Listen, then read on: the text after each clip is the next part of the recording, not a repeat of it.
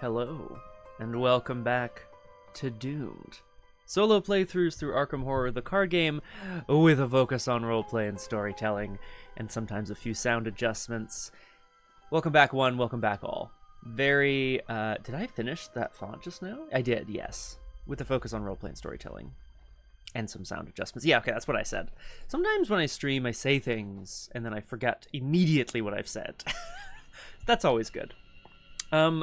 Well, that's awkward. I wonder why that's like this. Okay, hello and welcome. Flower of August, I am absolutely chuffed that you're here.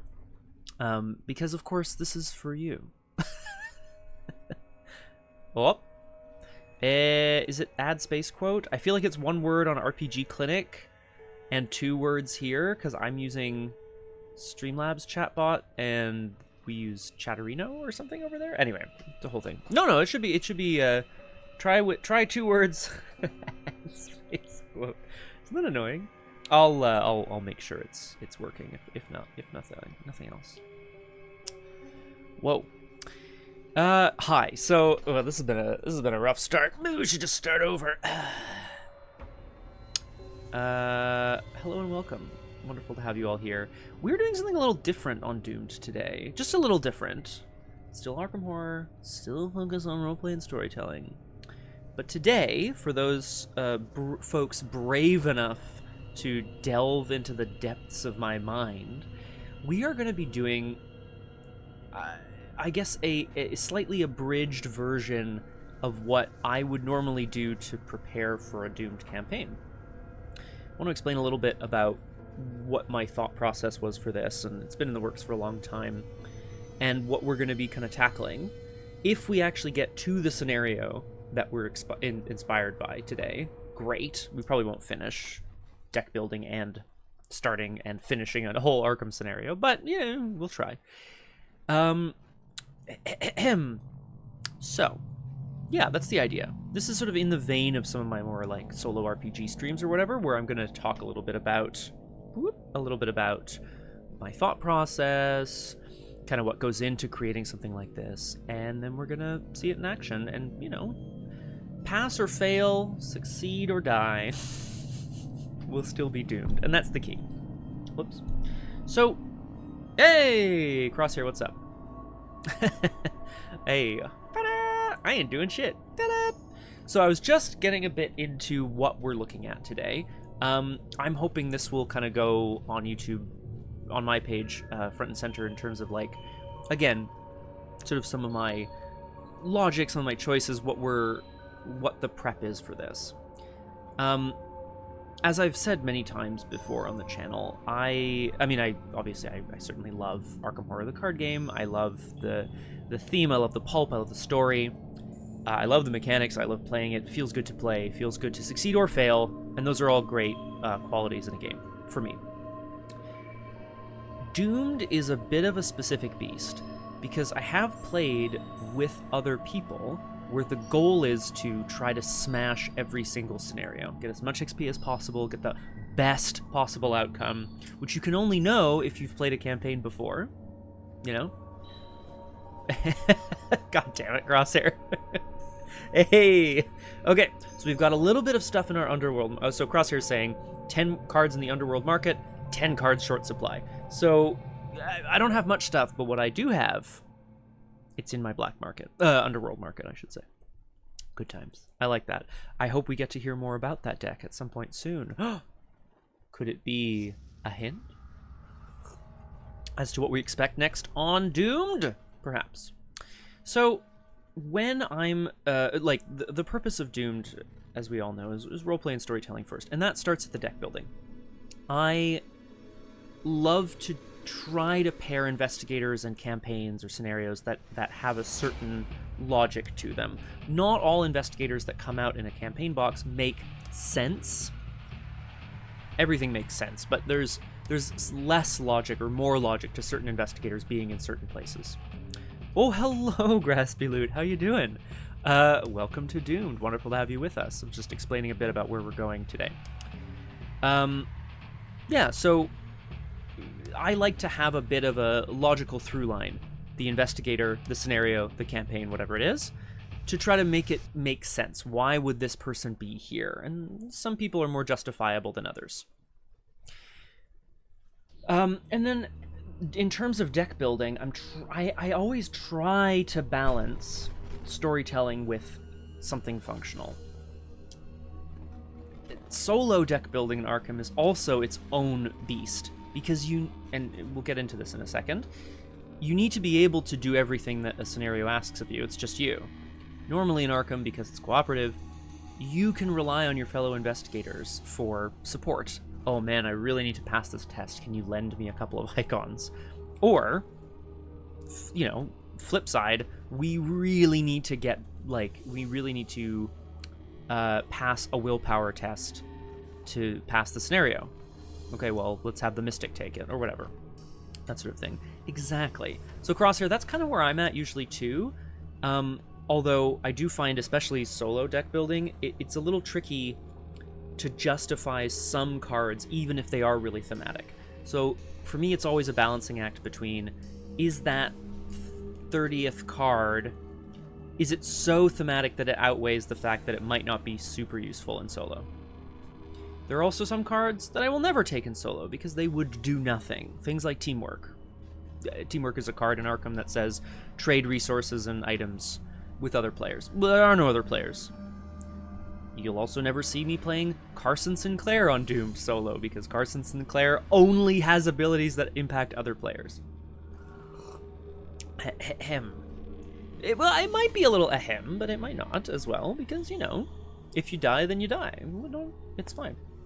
Okay, where I want to start today is where I often start. Always, I should say, actually, which is the scenario or the campaign. Ugh. I'll never take meditative trance. Well, I mean, that sounds like a you problem, Graspy. What if you want to heal something and take the actions to do it and just do nothing? What if the monk wants to take a whole turn to just heal? Damn it. I think that's the one that heals horror, but I can't remember now. Okay. Flower of August. You've been mentioned in Frost tokens for a long time, and I've already done my Edge of the Earth solo stream. Not to say that we can't return to the Edge of the Earth, but I figured it was done for now. So I was like, well, what other scenario can justify some frosty tokens? Unless you have 4 or 5. Oh, where are my Frost tokens? Here they are. Add a couple to the bag. Aw, Wendigo. Boo. So, oh, actually, sorry, I shouldn't start here. I should start up here. Against the Wendigo is a fan-made scenario, which it would appear that there was a return to, aka an a newer version made. That's what we're going to be playing.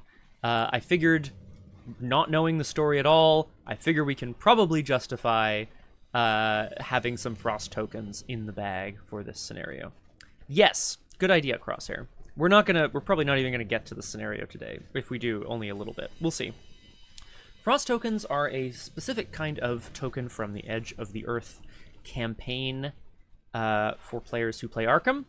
They look like this. They look like little snowflakes. In the Edge of the Earth campaign guide, they are defined as follows.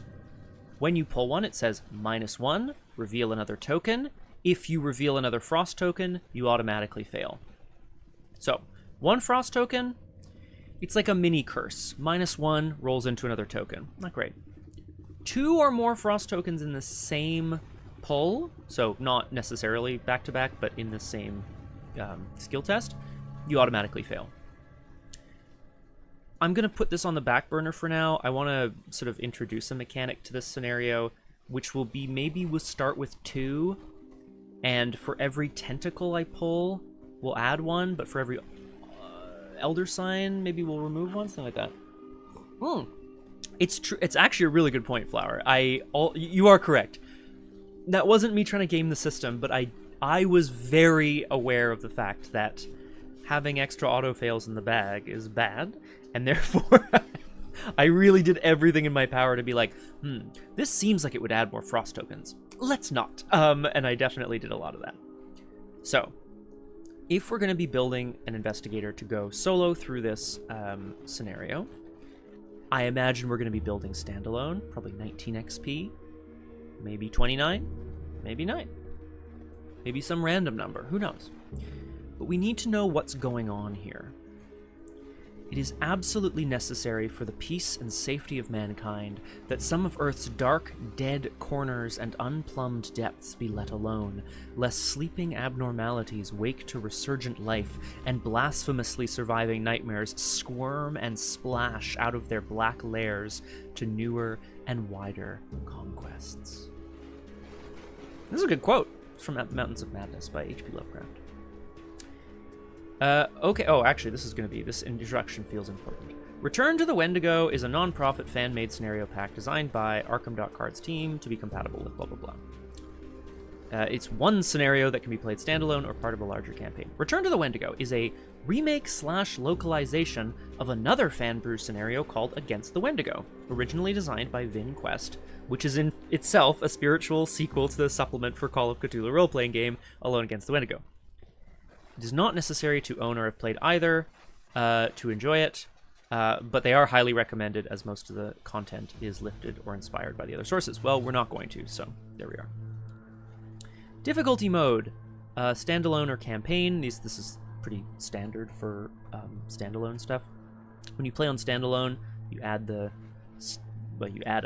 chaos bag. I added standard, especially because I'm going to be putting in frost tokens. Additional rules, I don't think it's going to matter right now. Let's just read the prologue. I want to get a sense of who we could be and why we would be here. Can people see, by the way, or should I... Here, hang on. Is it plus? Yeah! Wait. Plus. This way we'll be able to read it together. Ah! Get out of here. Arkham, September 1926. For the past several weeks, you've been keenly following the details of the trial of Dr. Nadelman. Dr. Nadelman, yeah, a rising star within Miskatonic University's anthropology department. Nadelman is the only surviving member of a recent expedition that was sent to explore the Hanina Valley in northwestern Canada. Sylvia Davidson, Norman Faulkner, and Bernard Epstein, the 3 graduate students who accompanied Dr. Nadelman on the expedition, disappeared. And some have suspected foul play. Yikes. Largely, you suspect to appease the university, Dr. Nadelman was found guilty of criminal negligence, but it was clear to everyone who observed the trial that Dr. Nadelman was neither sound of body nor mind when he was placed on the stand. When his testimony was actually lucid, it was full of implausible rants alleging that man-eating monsters and evil spirits tormented the party at every step of the journey. Despite the conviction, answers regarding the ultimate fate of the missing students remained elusive. After the trial, Nadelman was remanded to Arkham Asylum to receive treatment, pending an appeal of the verdict on the grounds of temporary insanity. A classic. Since then, you've been in contact with more than one concerned family member of the missing students, and all are as dissatisfied as you are with the resolution of the trial. You were able to learn from several of them that the Canadian authorities have closed the investigation after several of their officers also went missing while canvassing North Hanina. Well, better close this up. What do you mean the 3 officers never came back? You know what? Let's just close this up. I think this is going to make sense. Also, let's make that look better. There we go. After seeing their desperation with nowhere else to turn, you have reluctantly accepted their request to return to the Hanina Valley and resume the investigation in order to see justice done for the students and their families. You quickly book passage north across the border by train and will arrive in Hanina in a few days' time. Yeah, exactly, Crosshair. Yeah, famously. Okay, so far, a rising star within the anthropology department took 3 graduate students into northwestern Canada. I presume this is in the Yukon or the Northwest Territories. I'm not familiar with this place, despite being Canadian, and yes, famously, we know everything about our country. When he returned, he was spouting insanity about monsters and spirits. So, we're going to keep reading, but right away, I'm thinking someone to do with the Miskatonic University would make sense. Someone who has a keen sense of justice would make sense, like a cop or a reporter, that sort of thing. Now, let's not freak out here. I already have plans to play Rex at some point very soon. Exactly, Flower. Well, I can cite every Canadian monarch. I can't, actually. But if you gave me a list of British monarchs, I think I could do a pretty good job. There isn't much to go on, but in the court records, you were able to find copies of the notes Nadelman took during his expedition. They are articulate and precise at the beginning of the journey, and you are optimistic they will help you pick up the trail of the previous expedition. Nadelman's notes also mention that the indigenous guide he had recruited upon arriving in the valley, called Charlie Foxtail by the group, abandoned the party after discovering tracks belonging to a creature he referred to as the Wendigo. After that, Nadelman's writings descend into frantic, illegible scrawls. You are not able to make heads or tails of the disaster that Nadelman claims befell the expedition, and you have your work cut out for you, it seems, if you are to uncover the truth of what transpired in the wilderness. You are scheduled to arrive at Fort McDonald, a remote outpost near the edge of the Yukon that is occupied by the Royal Canadian Mounted Police. Woo! The fort overlooks the Mackenzie River, which flows through the territory, and will likely be the best place to begin your search.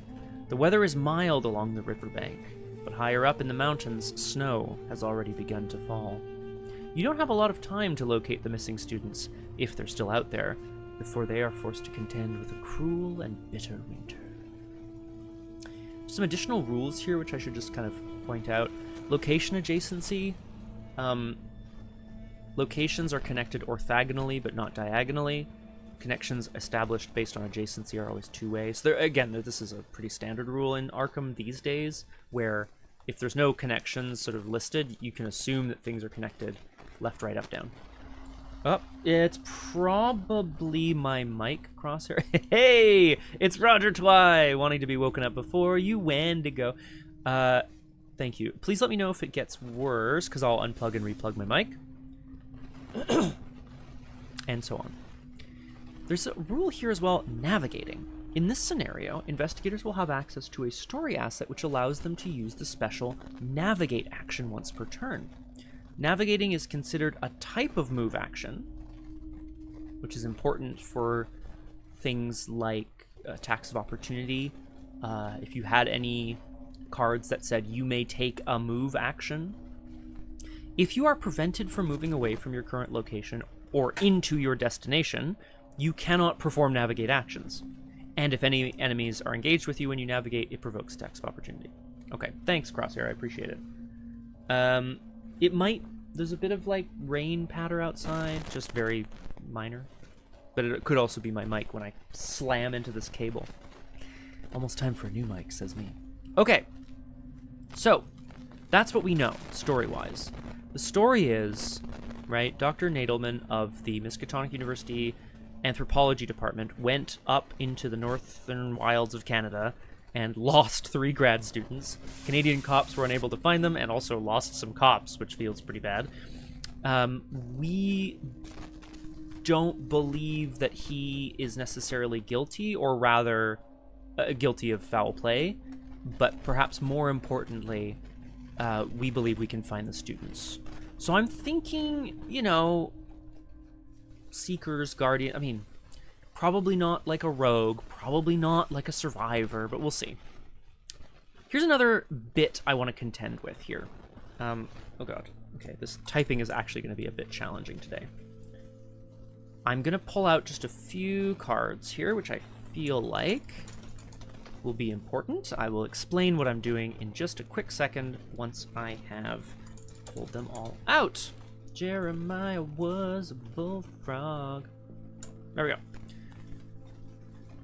Oh, I like that. Min. We like Min.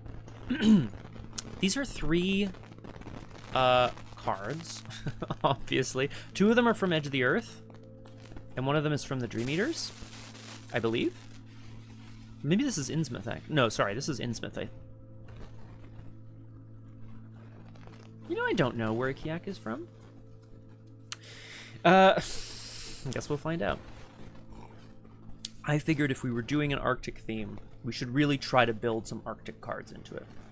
There's one more sort of like really Arctic themed card. Well, not really, but I'm looking at this as well, which is fucking sweet, by the way. Oh, of course. Oh my god. Yes, thank you, Crosshair. And of course. Sorry. Very importantly as well, I'm just going to pull out all of the, like, cards that came out in Edge of the Earth that refer specifically to, you know, running around with various Arctic things. Thank Relia for permission slips. Oh. TGPS. Yes. Roger Twy, you wild, wacky dude. I love it. Okay. These are cards that I feel, and someone can, you know, tell me if I'm missing any, obviously. We could just go and grab the whole Edge of the Earth set, I suppose, and look at it, but I'm not going to bother. So, Thermos, I suppose. Let's look at the art on Thermos. I suppose, oh, geez, sorry. I just keep smacking this. What am I supposed to do with this mic cable? It's like in front of me at all times. How am I supposed to... I know what I'm supposed to do is like wrap it around stuff. I mean, yeah, the art doesn't... The art suggests the Thermos, Scott. Get it together. Okay. I'm going to be opening up ArkhamDB here momentarily so we can start doing our work. But I wanted to point out for folks, these are the cards that came to my mind when I think of, you know, someone who's going into the Arctic, right? If I briefly go through them here, yeah, Thermos, I mean, there's a lot of support cards that I suppose would kind of make some sense, but of course, yeah, you would take a Thermos of what looks to be delicious, chunky noodle soup. This heals damage or horror depending on how much physical or mental trauma you have. Crosshair is correct. If you have 2 physical or mental trauma, Thermos is more effective. The thing about standalone mode is, like, we don't need to take in the thick of it for XP. We can just take XP at the cost of basic weaknesses, which we'll get to in a second. I want to look at maybe building around 19 XP, but we'll see. Sled Dog. Sled Dog, you can take up to 4 copies. Up to 2 only take up a single ally slot. Sled Dog's famously very cute, also famously draw sleds. Action Exhaust Move. You can move X times. There's apparently a navigation tool in this scenario, so maybe we don't want that. But Action Exhaust X Sled Dogs to fight. You get plus X combat. It deals X damage. So if you had 2 or 3 sled dogs, you could exhaust them all to fight, plus 2 or 3 combat, 2 or 3 damage. Pretty good. Heavy Furs. This is quite nice. I hate that the redraw token is over the art, but what are you going to do? This is a 2 cost, 2 health body slot icon. After you reveal a non-tentacle symbol, deal a damage to Heavy Furs, cancel it, return it to the bag, reveal a new chaos token. Works well with frost tokens, and I think that was meant to be the point, so this is a good contender. Fang of Tirthrirha. This is a spell that says fight, choose an enemy at any revealed location. Before resolving this attack, you may move to that location. Ice Pick, die! Roger Twy! Guys, I'm gonna keep, like, forgetting that certain cards exist. Actually, maybe, hey, you know what? If we're gonna do this, let's do this. I'll just finish reading Fang, though. Add your agility to your combat. It deals plus 3 damage. This is a 3 cost, 4 XP fight event that deals 4 damage and allows you to leap across the map if you want. But it also allows you to shoot at a distance, which is insanity. This is what I would say is a boss killer card. Now, do we need that to fight the Wendigo? I'm not sure. Edge of the Earth. Whoa! Look at all these cards. Look at all of these cards. I'm just gonna basically look through just the art to see if anything jumps out at me as like, oh, doi, gotta have that. Love that. Ah, Roger Twy. We've got him already. The Arctic Archaeologist. Hiking boots make sense, but I'd rather have like fur-lined boots. Join the caravan, in theory, is a proper Black Market. I'm literally just going off of vibes. Art and vibes. Unearth the Ancients. This is actually from the Forgotten Age originally, the level 0 version, so. Tower, Tennessee Sour Mash. Glug, glug, glug, glug, glug. Moxie, Black Fan. Again, I'm just leaping through. There's Meditative Trance. Oh! I know you hate it, Graspy Loot, but I've forgotten. For each of your arcane slots that is filled, heal a damage or a horror. Okay, so if you happened to have 3 filled because you had a Dragon Pole, 2 costs to heal 3? Famously, in terms of healing, not the worst. It's also not the best. Whoa. Look at that art. God damn. Okay. Still looking, still looking. Again, just... That's great art. Okay. Still looking, still looking. Again, I'm really just trying to find things that are sort of arctically themed if they exist. There's all sorts of things that you could make a play for being arctically themed, to be sure, but I'm really going off hashtag vibes. Yeah. Yo, yeah, for sure. No, I mean, consistency. Eon chart, this is going to be good anywhere, but also makes sense. Oh, sorry, I'm going to take the level 4 version and put it here instead. Protecting the Aniernique. Willy Webb. This guy is pretty Arctic themed. Come on, Willy Webb. Let's get you up here. Okay, there's actually a lot more than I thought. This is good. This is a good thing. This is a very good thing. Oh. So the art on Prophetic. This is all... Oh, Enchanted Bow. God fucking damn it. There's too much now. All right, hang on. We're not going to be able to take all of these cards. Yeah. No. Me too. It's you're not wrong, Graspy Loot. Whee! You're not wrong. So when I started, I was like, I had named 3. And then I was like, well, there's a 4th, but I don't really care about it. And then now I'm looking here again. These are the cards that could work based on vibes. Mistrich, hello! Welcome to Doomed. Oh, Avery Claypool.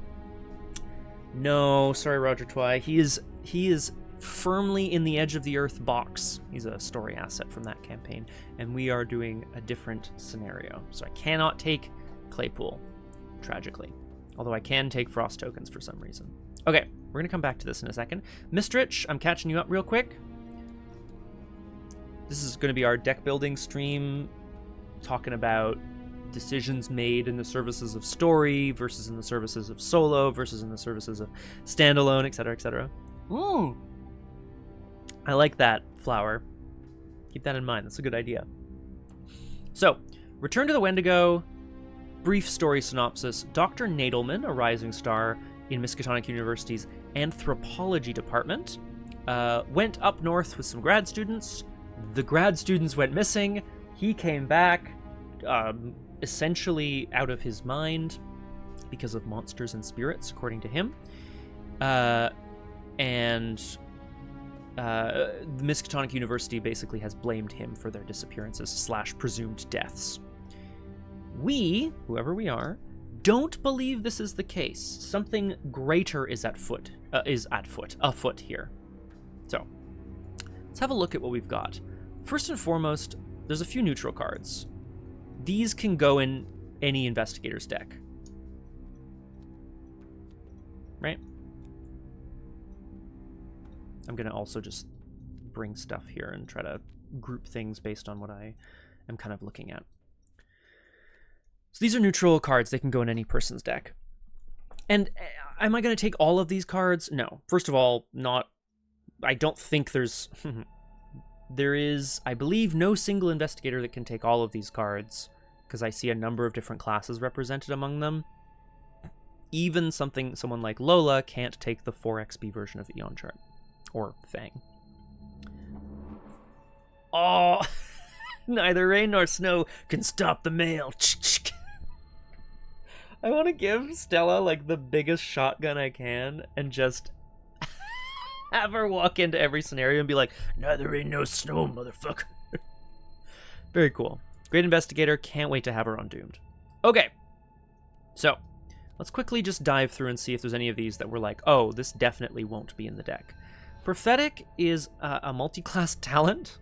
Guardian Mystic Survivor. It gets resources that you can use to pay for fortune, spell, or spirit cards, and you can also spend the resources on Prophetic to give yourself skill value for fortune, spell, or spirit cards. Pretty strong. The Amazon delivery driver. That's so good. That's so good, Mistrich. I love it.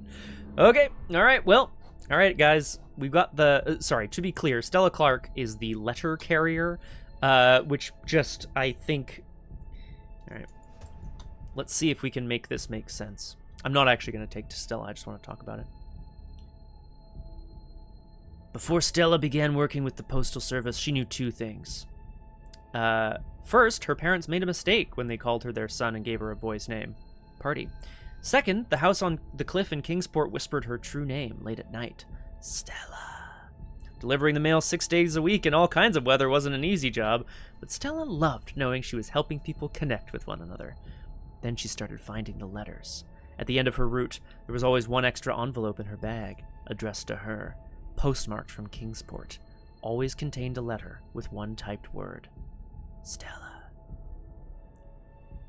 Such a juicy story. I love this story as a jumping off point for fiction. Does this make any sense for essentially any campaign in Arkham? Debatable. Debatable. Okay, we're back. Enchanted Bow. Enchanted Bow is a Mystic Survivor asset. It's also a spell. Takes up 2 hand slots and an arcane slot. God damn. Action, exhaust the bow. Fight. You must use either will or agility instead of combat. That's fine. Most survivors and mystics aren't going to mind that. You get +1 skill value. It deals +1 damage, 2 damage. As an additional cost, you may spend a charge to have it target a non-elite enemy at a connecting location. If you do, ignore, aloof, and retaliate. That's pretty cool. So, and it comes with 3 charges. So this is a 2 XP bow card that is sort of doing something similar to like a sniper rifle. Exactly, Crosshair. A lot of investigators could take this. Now, this to me feels like this is your combat solution. You're playing a mystic, or maybe someone who likes charges, or a survivor with good agility, maybe, or willpower, and this is your combat solution. Capital C, capital S. Ice Pick. This is a 1 cost, fast, 3 XP, one-handed tool. A guardian who can take rogue, yeah. Oh. What do I want to say here? Yeah. I do like, okay, this is good. I like that we're talking card strategy, guys, here. Yeah. Exactly. I mean, it makes for a nice, like, if you were playing a character that normally took, like, a certain melee weapon or a certain gun, it could be more interesting to try this instead. I like the concept. Ice Pick is a melee tool. Love the art on this. You really have to get up close and personal before you realize we are cracking into the ice with some horrible thing behind it. So I love it. Free trigger during a skill test while fighting or investigating. First and foremost, it's 4 charges if you play Akachi. Just saying. I'm a big Akachi stan. Huge. So, Ice Pick says during a skill test while fighting or investigating. Right away, this means any basic fight or investigate action, but also anything like Enchanted Bow, it's a fight action, Divination, or Fingerprint Kit, or whatever, and any investigate actions. You get +1 skill value. Exactly. If you succeed, you may discard it to have the attack deal +1 damage, or to discover an additional clue. Thank you so much, Audio Gunner. Really wonderful to have you here. Welcome to Doomed. We're doing something a little different, but first, subscriber. Thank you. Okay, thank you. I really do appreciate it. I think, as annoying as I think I'm gonna just rebuild all of my OBS scenes and rebuild my Streamlabs because clearly there's an issue with... Thanks, Audio. Thanks, Audio G. There's obviously some sort of issue with how Streamlabs is connecting to my stream right now. Okay, Ice Pick. Famously quite good. Whoa, a hype train! Hey! You did, Mistrich! That's right, time to resub. Subscribe now if you like this kind of content, and I will continue to produce it for you. I am your dancing monkey. Subscribe. What are we even doing here, guys? I love this community. Okay, Mistrich, thank you. I really appreciate it. Hey! Okay. No! Well, Flower, this was partially intended for you as well because of the frost tokens. We'll see if we even get to Arkham today, guys. Who knows? Ice Pick, I think generally is going to be a pretty positive... Whoa! And Graspy Loot! You can get some improv too. I'm a dancing monkey. I like to dance. Ooh, ooh, ah, ooh, ooh, monkey. No. 200 bits for 2 frost tokens. Guys, thank you all so much. I'm gonna say this now on stream, which will of course obviously mean that it's not gonna happen. Because I'm gonna jinx it, but I am in the midst of getting in touch with someone at FFG. I have to go through somebody else, so it's taking some time. I'm in the midst of going through someone to get in touch with the person at FFG who does Spoiler Week, or whatever they call it, spoiler season. The new Arkham investigator. Well, the new Arkham campaign, The Drowned City, has just been announced, and I believe I would be really thrilled, it's on my bucket list, to be given a card to reveal, I should say. Thanks, Crosshair. So I know I haven't done that before, and I am not as big a name in the community as Smothers, but it's a relatively small community, and I'm saying this live here on stream. I am really hoping that in a year or whenever this campaign's coming out, that you guys are the first to tune in here to get a first look of a brand new card on this channel. Fingers crossed. And I say that because I love Arkham. Okay, where was I? We were talking about cards that would make sense thematically here. Manifest. Woo! So, Ice Pick, I think we can all agree. One resource, fast, one hand, flexible as hell. You exhaust Ice Pick to get +1 skill value while fighting or investigating. So if I'm fighting with willpower, it still gives me +1 will or whatever. Great question, Flower. If it's a card reveal, I'm going to go with no. But if it is a card reveal, I know me, I'm probably going to do something weird and creative. Like a crossword puzzle. Or an in-character stream announcement or something. Yeah. Don't worry too much about it. He says. Okay. Oh my god, Paul Prospero. Oh, that is true. Graspy Loot. No actions to play. Only one cost. No, I'm just roasting you now. That's rude. I'm sorry. That's just a roast at this point. Okay. Let's talk allies. No, let's keep talking about other things here. none of this cheap crap for me. Sorry, actually, let's not do allies. Let's do other assets. Here, you know what we're gonna do? We're gonna arrange this in a fun way. We're gonna do all the allies over here. And then we're gonna do assets. And then events. Perfect. Yeah. So exactly, Mistrich. So I feel like I should have actually been much clearer about this. Also, quick tangent. Thank you all so much. Lots of subs, bits. I really appreciate everybody. Thank you. Really appreciate it. Yeah, so Mistrich, my jumping in point was, I want to do a campaign that involves some frost tokens. This one looks thematically correct. Okay, let's read the intro.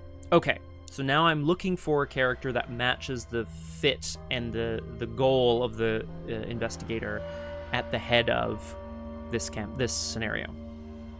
I'm also pulling cards that I feel like are going to be thematic, because I haven't just decided on a character. Normally, if I decide on an investigator, then I'll start pulling thematic cards for that investigator. That's partially what happened with Alessandra Zorzi.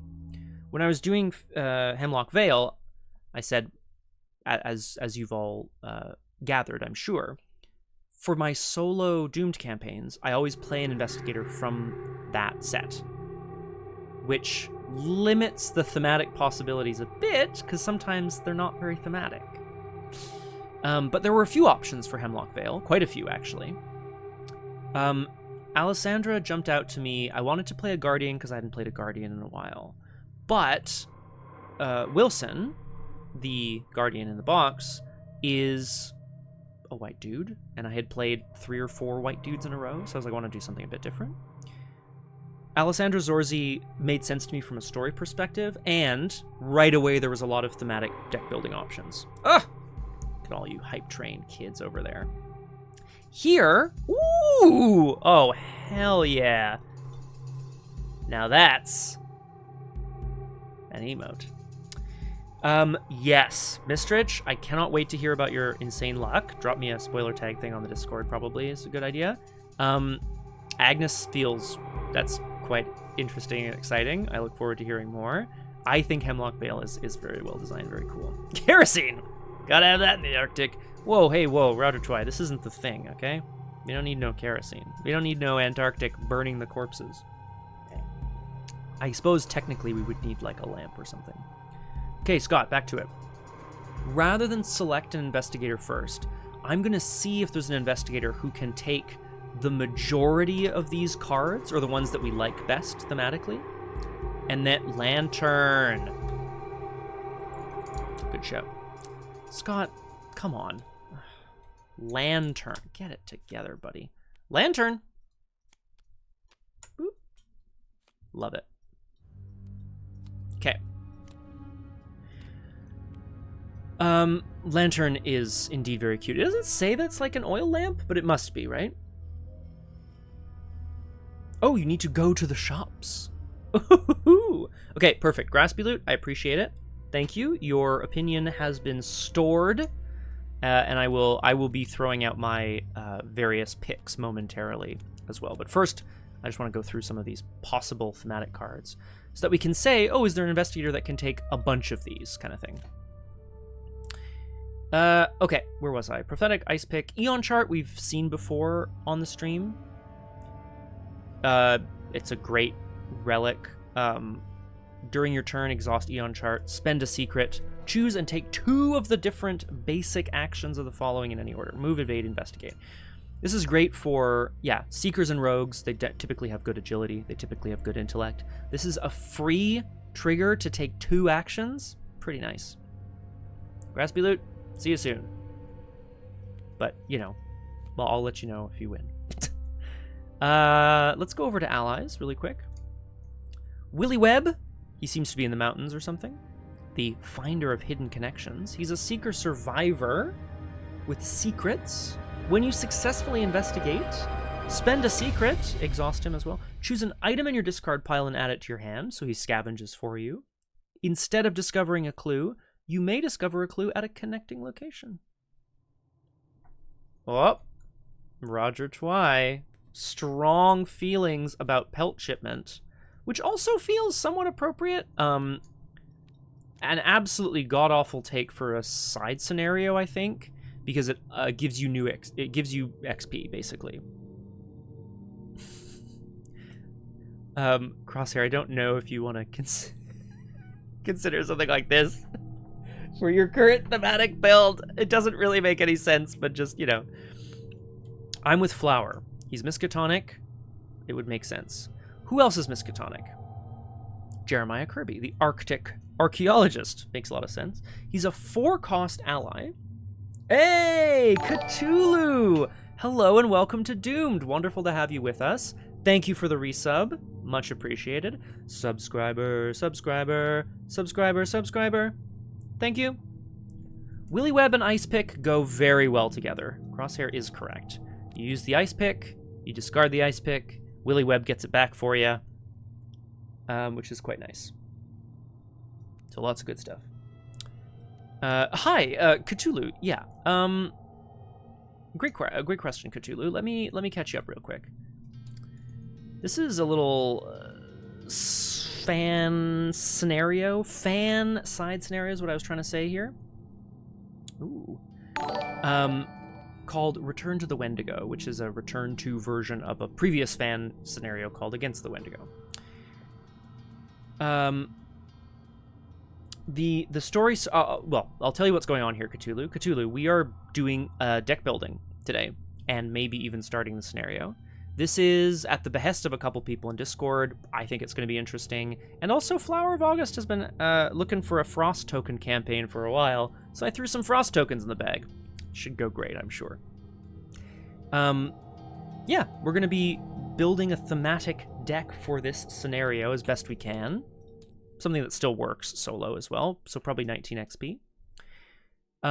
The story, basically, Cthulhu, is Dr. Nadelman from the Miskatonic Anthropology Department went up into northern Canada. He brought some grad students. The grad students never came back. He came back, changed, but different. The university blames him. We, whoever we are, the investigator at hand, thinks that there's more to the story and has decided to lead an expedition back up north to see if they can find the students, to see if they can clear his name. So we're probably going to be someone Miskatonic related, but there's other options too. And this, Cthulhu, I basically just started pulling out any sort of frosty themed or Arctic themed cards, and there have been a lot more options that have been floated as we've gone. There's a lot of options, so I'm just putting them all out there. And we can kind of see where we go here. Basically, we're doing a deck building stream today where we're going to see if we can do things that are a bit,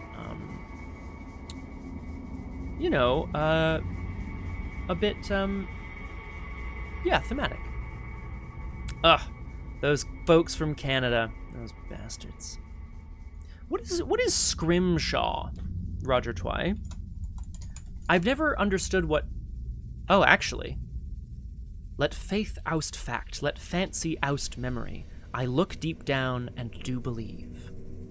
That actually is pretty legit. I'm going to put it over here. No, sorry, I'm going to put it with my other assets.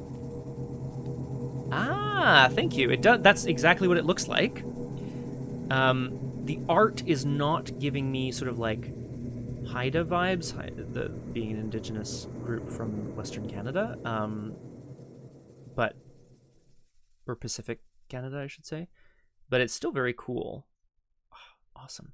On a big-ass shark tooth or something. Okay. What else? Right. Allies. We were talking allies. Jeremiah Kirby was a bullfrog. So, Jeremiah is a 4-cost ally, 2 health, 1 sanity. You get +1 intellect. No bad thing. After he enters play, choose even or odd. Reveal the top 5 cards of your deck. Draw each card with a cost that matches the chosen option. Shuffle the remaining cards into your deck.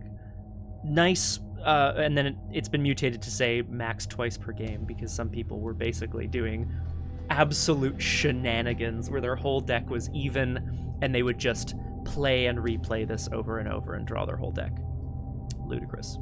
It's expensive, but Dr. Milan Christopher is also 4-cost, so you know. Oh, yes, of course, Miss Trish. That makes sense to me. Because, yeah, like, I don't know if whaling is still, a big deal sort of in the Atlantic necessarily, although I could very well be wrong. But, like, certainly, yeah, historically, as you say, it was a big part of culture for a long time. Okay, so Jeremiah Kirby, pretty strong option as well. Does a lot of good stuff. This is the card I first thought of when I thought of Against the Wendigo. Ikiak, the Council's Chosen. A 3-cost, 3 XP Mystic Ally.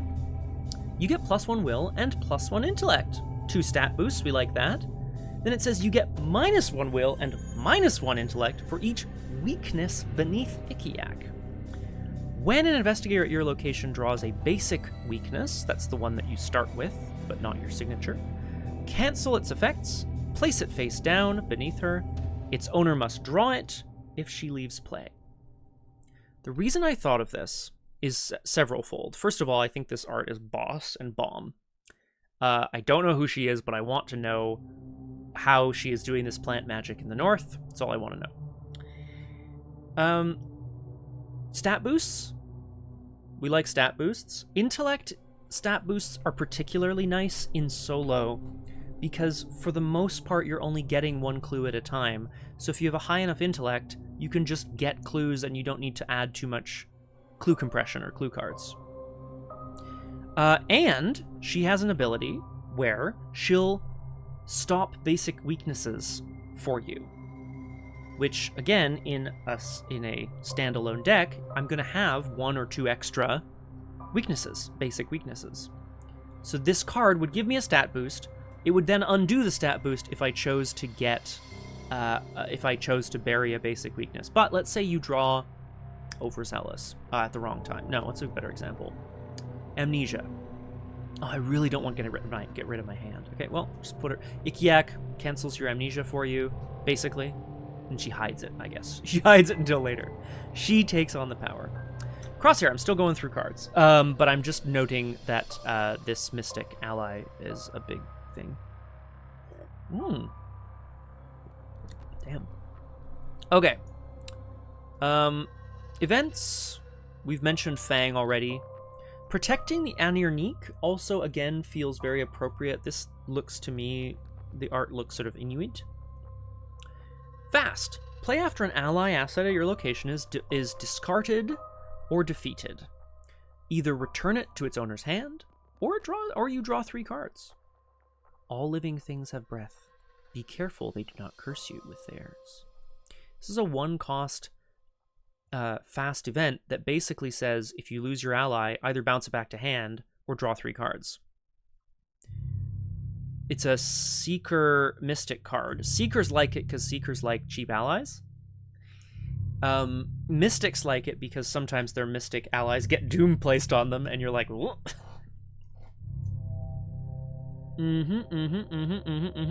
These are all excellent ideas, Mistrich. I think we're getting somewhere. Join the caravan, as well as a fast asset. This is probably less useful for us. We'll see why in a second. Play only during your turn. Reduce the cost of this card by 1 for each different class among cards you control. Move to any revealed location. So this is a fast move. Again, there's a navigate mechanic in this scenario. Blood will have blood. Thank you, Cthulhu. Oh, hell yeah. So this is someone bleeding and feeding the earth with it. This is a cursed pact.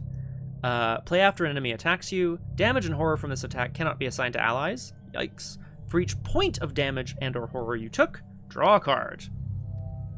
So this is a card that basically says, you know, I'm not stuck in here with you, you're stuck in here with me. Okay, there's a ton of options here. Right away, I'm seeing some 2 to 4 XP Seeker cards, right? In fact, let's arrange them by class. I think that's going to be useful. The artwork seems frosty. It does. No. I love it. Absolutely thrilling. Here we go. So basically, I'm going to arrange things by what classes could, in theory, take them. And I am stacking the deck a little bit here. So, there we go. And am I out of music? I think I am. Oh, not quite. There you go. Yeah. So if we're going to do like an expedition theme, which we will for sure, then yeah, things like backpack feels important. I mean, let's... At a certain point as well, I'm not building an entirely thematic deck, right? Like, I am absolutely also building a deck that needs to work. to a certain extent. Stargazing. Love stargazing. What's the mystic one? Damn it. Just gonna look it up really quick. It was not foresight. I think it's written in the stars. There we go. Oh, just so silly. Yeah, there we go.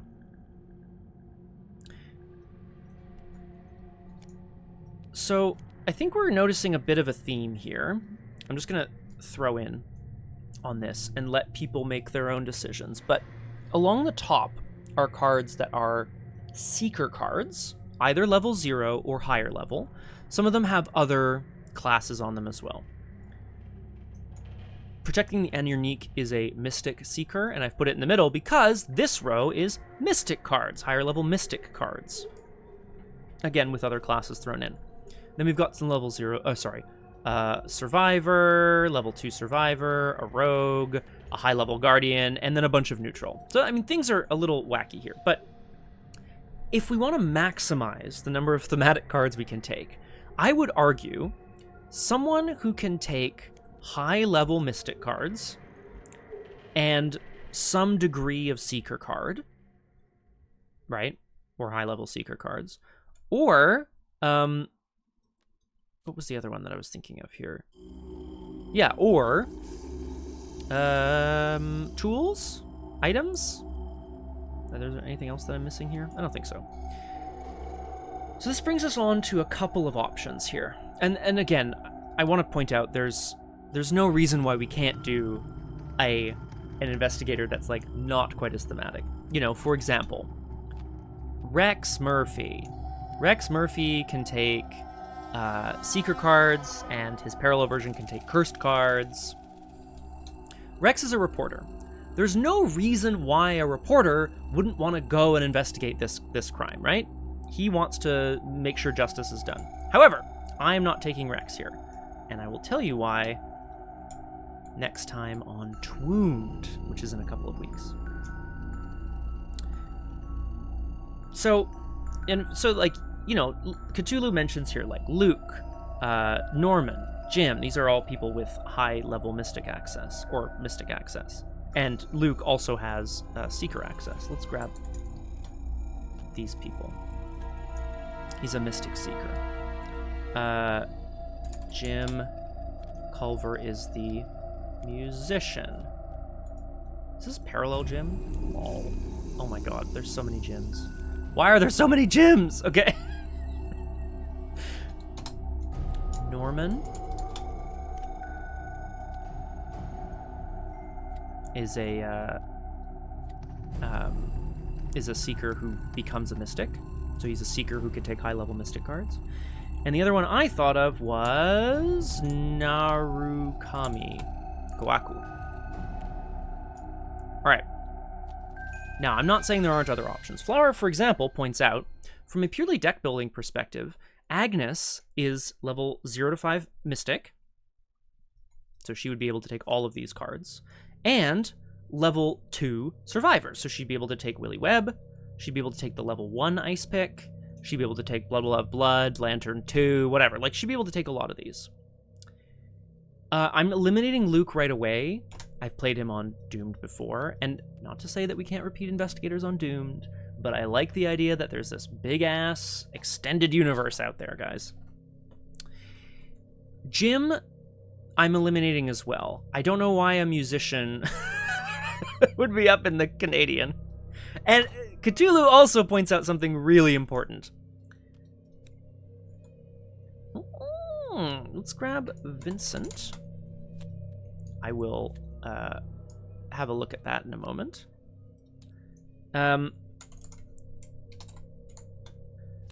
If I had to make a case for what I thought was one of the game-breakiest cards, it would be Versatile. Now, that's not to say that I think it shouldn't exist. That's not to say that I think it's broken.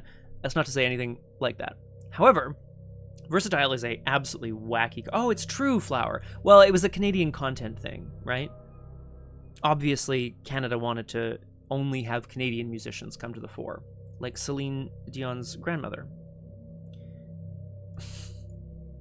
I should say versatile. I don't mean it's broken or busted or wrong. I just think it warps the game in a way that is interesting and exciting. Permanent, you get +5 deck size, level 2 neutral, so anybody can take it. Famously Mistrich, exactly. And then it says your investigator's deck building option gains one other level 0 card from any class. What this means, practically speaking, is, for example, this happened on Doomed, which is why I'm going to use it as an example. It's also a really classic one. Harvey Walters, the professor, he can only take Seeker cards. However, his weakness is really damaging, and a single copy of Deny Existence cancels his weakness. So you take Versatile, and you take a single copy of Deny Existence, and you hold on to it. And that's it. Right?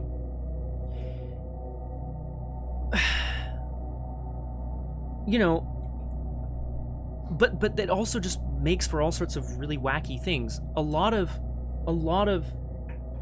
investigators their classes are built the way they are to allow them access to certain thematic cards, but also to allow them no access to other cards, right? It's true, Mistrich. I think that's the balancing power of it, right? It's 2 XP and it's permanent. Flower makes a good point, yeah. Well, this is it, like, you can, yeah, you are correct. You're less likely to see that single card. But why would you take this? You would take this because you want that single level 0 card for a specific reason, right? You wouldn't just take it like, I mean, you could just take it for funsies, but like, yeah, +5 deck size means that it also gives you more cards. Cards in a card game is not bad, but cards in a card game also means you're less consistent when you're drawing. Maybe if you were doing like a Highlander style thing, maybe that's kind of wacky, I don't know. Okay, we're coming back to it, guys. We're off topic, okay? Here are my options so far. And again, I am always open to other things that we feel like would be thematic, like, as mentioned, the Aviatrix, or Monterey Jack the Expedition Leader, or Ursula Downs the Explorer. Those 2 have been played on Doomed already, so again, exactly, Crosshair. Let's have a look at Vincent Lee the Doctor. High intellect, low agility. Basically, if you heal an investigator or an ally, you get a copy of On the Mend, which gives you some wild icons. No bad thing. Definitely meant to be built, I think, primarily in a support direction to heal someone else. But you could definitely play this solo, no problem. Heal yourself, give yourself a stat boost, keep rolling. After the 3rd or 4th mutilated body showed up during his time at St. Mary's Hospital in Arkham, Vincent Lee began to suspect that these were not mere wild animal attacks. When a young man died screaming in his sleep from a burst heart, yikes, Vincent knew for a fact that dark times were ahead. Taking a leave of absence from his position at the hospital, he has set out to ease the suffering of those afflicted by the spreading chaos, hoping that the trail of bodies will lead him to the answers he craves. He takes Seeker up to 3, heals damage, Guardian, and Survivor cards. So that would actually kind of cover quite a bit of this as well. Ooh! Word of Command. Thank you! See, I knew you'd get in here, Cthulhu, thanks. Another Mystic card. This is a 2-cost, 2 XP Mystic event that says, name a spell card, search your deck for a copy of it, and draw it. So this is essentially just a search. But 2 cost to search for a specific card, like, oh, I don't know, your 1 copy of Armageddon or Sixth Sense or whatever that you need for clues. Pretty nice. Also, if you're searching, it would fire any, like, search effects, like, say, Astounding Revelation or whatever. Okay. Ah! I'm gonna throw out these as well, and we'll talk about them really briefly. Carolyn has been on Twombed, but it was in space, so I don't know if that counts. Okay, Flower says, my thought is, story-wise, we want someone either related to Miskatonic University, agreed, or that would have some interest in the case of Dr. Needleman? Needleman? What is his name? I've been saying Needleman, but I think it's Nadelman. Looks Germanic to me. So Vincent is a doctor. Carolyn is a psychologist. Carolyn also has relatively good intellect, which is very nice for the purposes of, for the purposes of solo. We'll talk about that. Oh, Dr. Needleman. Mandy was not discussed. Mandy Thompson. This is the mutated version, which is what I want. Mandy Thompson, the researcher. Carolyn Fern, similarly to Vincent Lee, when you heal horror, the person who you healed it from gains a resource. Which in Guardian is quite nice because, you want money to pay for, like, dynamite blasts. Now, downside, she can't take weapons, upgraded weapons, but she can take Seeker and Mystic cards. So she can take certain... She's going to be tough to build solo, is my only thought. It's not impossible in the slightest, but she definitely has a harder time because she can't take, like, a big weapon for, say, killing big monsters or whatever. She can take upgraded Seeker cards, or sorry, cards that heal horror that also deal damage, like Runic Axe or whatever, or Ice Pick. Oh no. What is fortuitous? Oh yeah. Fortuitous Discovery is a fun little survivor card. I quite like it, actually.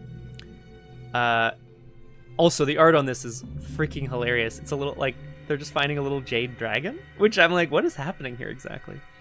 This is a Fortune Insight event. It costs X, where X is the number of other copies in the discard pile. So you can take 3. So if you have 1 in the discard pile or 2. Investigate, you get plus X intellect. If you succeed, discover X additional clues. So, ideally, this is a 2-cost card that gives you plus 2 intellect, and you get 2 extra clues, so 3 clues. Quite nice for a survivor, honestly. You need to have decent intellect to use it. Not impossible over here. Okay. Have we read Carolyn Fern? Using a complex form of hypnosis, she studies the psychology of her patients through their dreams. Some patients have claimed to travel to other realms in their sleep, or tell her of terrible creatures that haunt their dreams. Her research has led her from one bizarre case to another, and yet she seems no closer to truly understanding the horrors of the world around her. So, I'm tentatively putting her to the side. I don't know why she would be... I can see why she'd be leading the expedition back up into Canada for this, but, like, I have a hard time imagining her at the head of an expedition. Let's continue and look at Norman. I won't look at the... I'm just looking at the story so far. We'll talk about deck building and so on. The stars hold many secrets, and Norman was never one to ignore a mystery. So when 6 stars vanished from the sky, he simply couldn't let it go. Not even when his colleagues told him he was just imagining things. It took him years and the near death of his career, but eventually he found his answers in an ancient tome. It described the stars and the sequence in which they would vanish down to the very date and time. It was a sign, the book said, of the end of everything. It was the harbinger of a great beast that would tear asunder all that man had wrought. Norman isn't sure what he can do to stop the beast from destroying the world, but if the stars hold the answer, then he will find it. Now, he's Miskatonic adjacent. Apparently he ruined his career looking into this star shit. He could take high-level Mystic cards, level 0 Seeker cards, which we like. And I would argue, story-wise, he maybe thinks that Nadelman's beast from northern Canada is the beast described in the tome. The Wendigo. I'm keeping him in the maybe pile. Let's continue. Kohaku Narukami. Which I think this guy is so fucking cool. And he's a colleague of the people who went missing. Oh, hi, Graspy Loot. You haven't left yet, I'm sorry. Everyone in the Arkham Historical Society recognizes Kohaku's booming laughter and the haunting tales he tells of both the yokai from his childhood home outside Tokyo and the strange creatures that haunt the Arkham woods. The eccentric folklorist tells everyone that the chronicling and publication of these phenomana's existence will be his greatest work. It is only when he is home with his partner Gabriel that he hears the cries of the same spirit who haunted his father and fears that his greatest work will never allow him a night's sleep. Again, right away, this guy, he can take blessed and cursed cards and mystic cards up to 3, so he has access to, again, a good number of the cards here on the page. Blessed and cursed, there isn't quite as much, happening out there, but that's okay. Could take the Scrimshaw Charm, it's cursed. Well, this is it, Crosshair. Again, story-wise, the folklorist, someone who studies folklore, would absolutely go and try to track down a Wendigo from an indigenous group in the northern part of Canada. Let's continue. Min was suggested. Min never felt like she belonged in America. Things were even harder for her family before they moved, being Vietnamese in Korea under Japanese rule. She worked hard to get her college degree, reminding herself her parents sacrificed much to come to the States.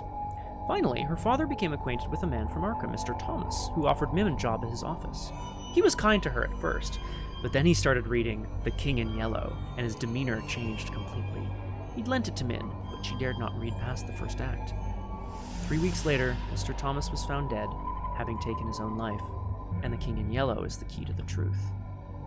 I'm putting this to the side as well, because I feel like this is such a great starting point for Carcosa, which features the play The King in Yellow, but also an Arkham-themed campaign. She's like trying to figure out what killed her boss, right? Flower, I will say this, Flower, and someone in chat can correct me if I'm wildly off topic here, but I'm pretty sure I know what I'm saying when I say this. There are a lot of these investigators exist in the Arkham Files, which is the sort of like broader term for the extended universe, and a lot of them have different story bits in other parts of the Arkham universe.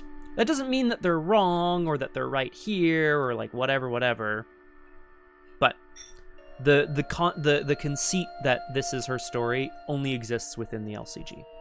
Yeah, exactly, Mistrich. You're absolutely right. Speaking of, like, what a glow up. So sorry, this was the original art of Norman when he was announced in a promo book somewhere, when he had different signatures. Yeah, and then here he is. Here he is in the edge of the earth.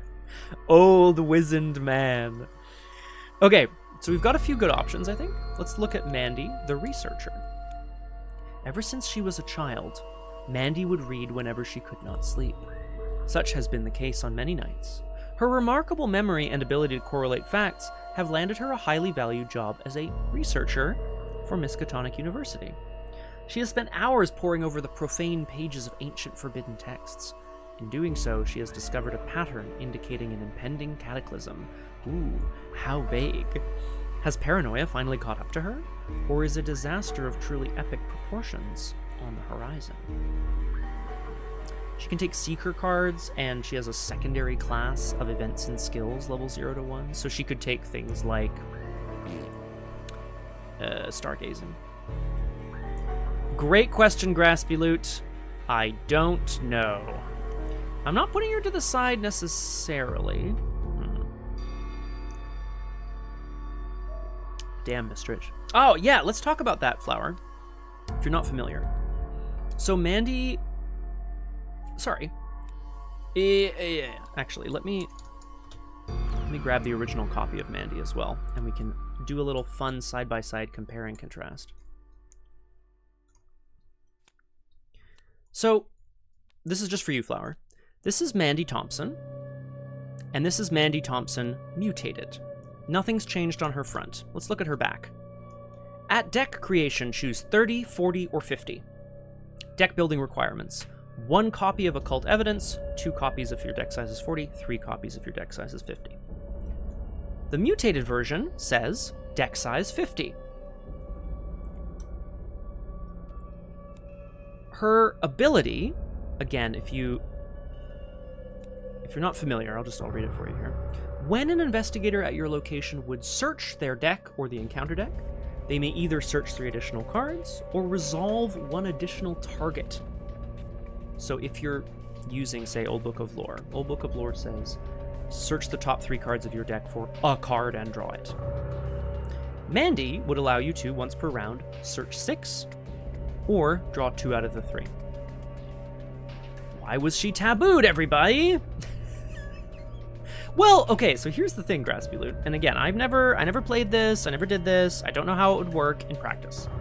My understanding is that she is busted at 30 cards.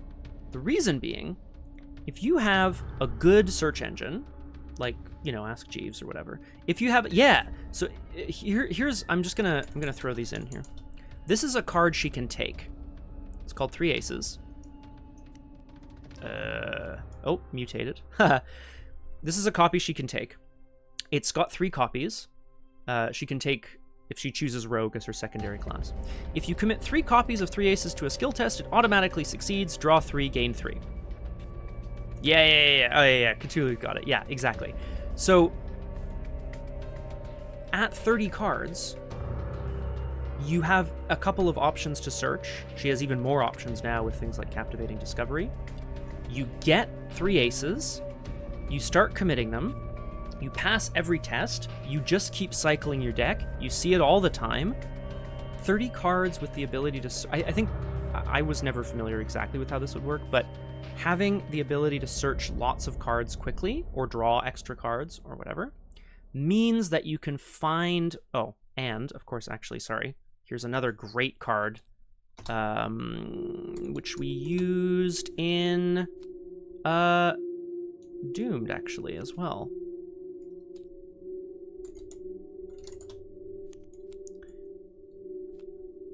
Truly correct. Segment of Onyx. 3 copies. If you have all 3 copies in play, they're fast and they cost 1, not a big deal.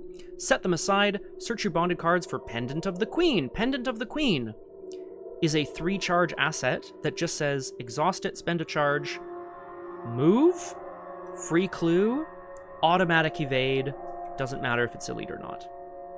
Exactly, Crosshair. Oh, Roger Twy, my pleasure. The crazy part is, Roger Twy, it's been an hour and a half. I haven't actually done any deck building. We're still selecting, and oh god, it's gonna be fine, guys. Don't worry about it. So anyway, the reason that I think she was considered, she's been tabooed to say 50 because now, when you're searching, you're less likely to get all of their copies of Segment of Onyx immediately, and then just like get your Pendant of the Queen out. It uses charges, so you can recharge it with certain cards, and then so every turn, you're getting a free clue or automatically evading it, whatever. Okay, the point is, we're not looking at this right now. This map. Tweet. I put it to you, friends in the chat, I put it to you that our top 2... Exactly, Crosshair. I will also say this, sorry, I'm tangenting myself here. When I am doing a deck building for the purposes of Doomed, I start from a position of what's the campaign, where is it set, what are the goals of my investigator? Oh, I'm going to an island near Arkham to explore and do some sciencey stuff. Well, maybe I should be a scientist. Unless, what if I was the face of the party? You know, that sort of thing. When I'm actually building the deck, I will often look at other deck lists that already exist to get inspiration. Ooh, this is a great card for this investigator, etc. I will probably do that at some point in this process. I would argue, people in the chat, lovely folks in the chat, that Norman and Kohaku are our 2 most thematic investigators here, in terms of tracking down Dr. Nadelman's graduate students, clearing his name, and or exploring the North. Well, there you go, Crosshair. Hi, Max. Oh, are you coming to be on stream? Hey, buddy. What's up? Do you want to... Yeah. Oh, you're being nice, aren't you? Oh, God, Flower, I didn't even talk about it. Kohaku, has a fucking wacky tobacco ability, actually. And this is going to complicate deck building a lot, but I'm not mad at it. At the start of your turn, either add a bless or add a curse, whichever there are fewer of, or remove 2 blesses and 2 curses to take an additional action this turn. We like additional actions. Max. Yeah. So you add blesses and curses to the bag. You figure out how to mitigate both. Every so often you get a 4th action, which is nice. Mystics generally are happy to have extra actions. It's true. All right, team. I'm going to do a poll because I will not be mad if people... I mean, you can all be like, haha, let's vote for something silly. If you all use the poll to vote for something really silly, who is going to Canada? You could go up north on 1 foot. Well, he's got his sled dogs, right, or whatever. Norman Withers, the astronomer. Sorry, I'm making a poll in the chat here, guys. Astronomer. Is it Naru or Nura? No, Narukami. I think most people are in agreement.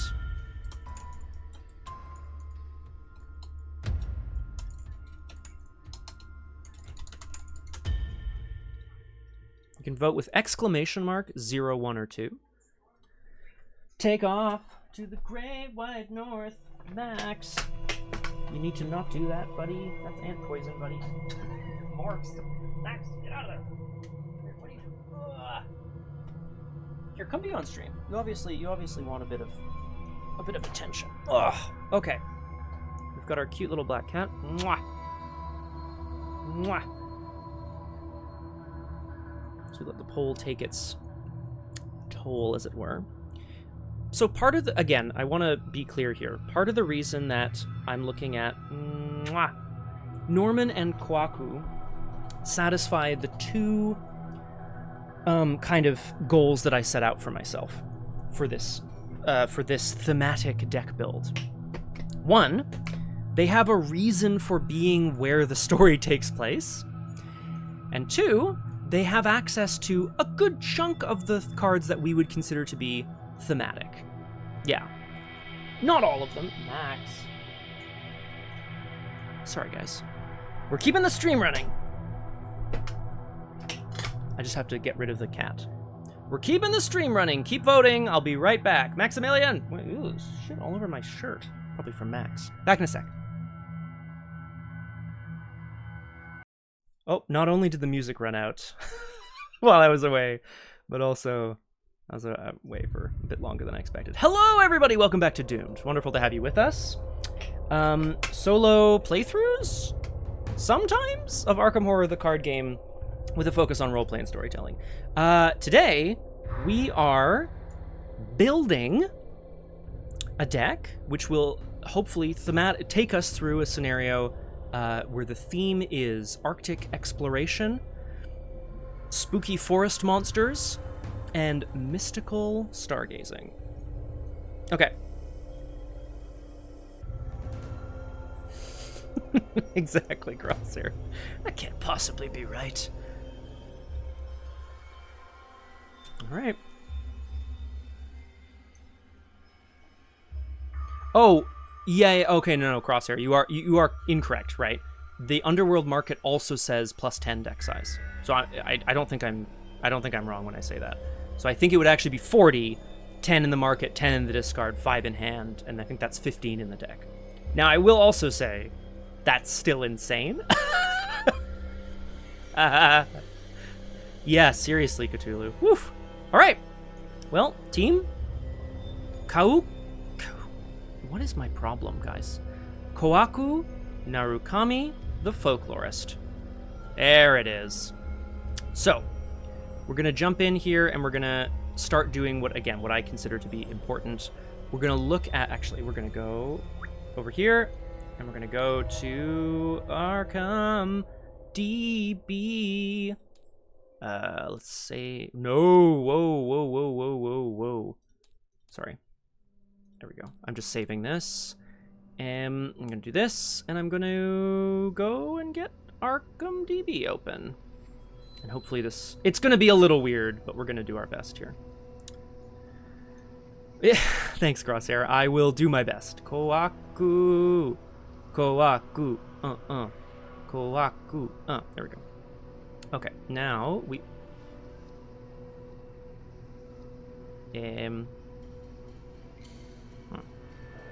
Oh, I know what the problem is here. Properties. There we go. Boom! Okay. Emergency gâché.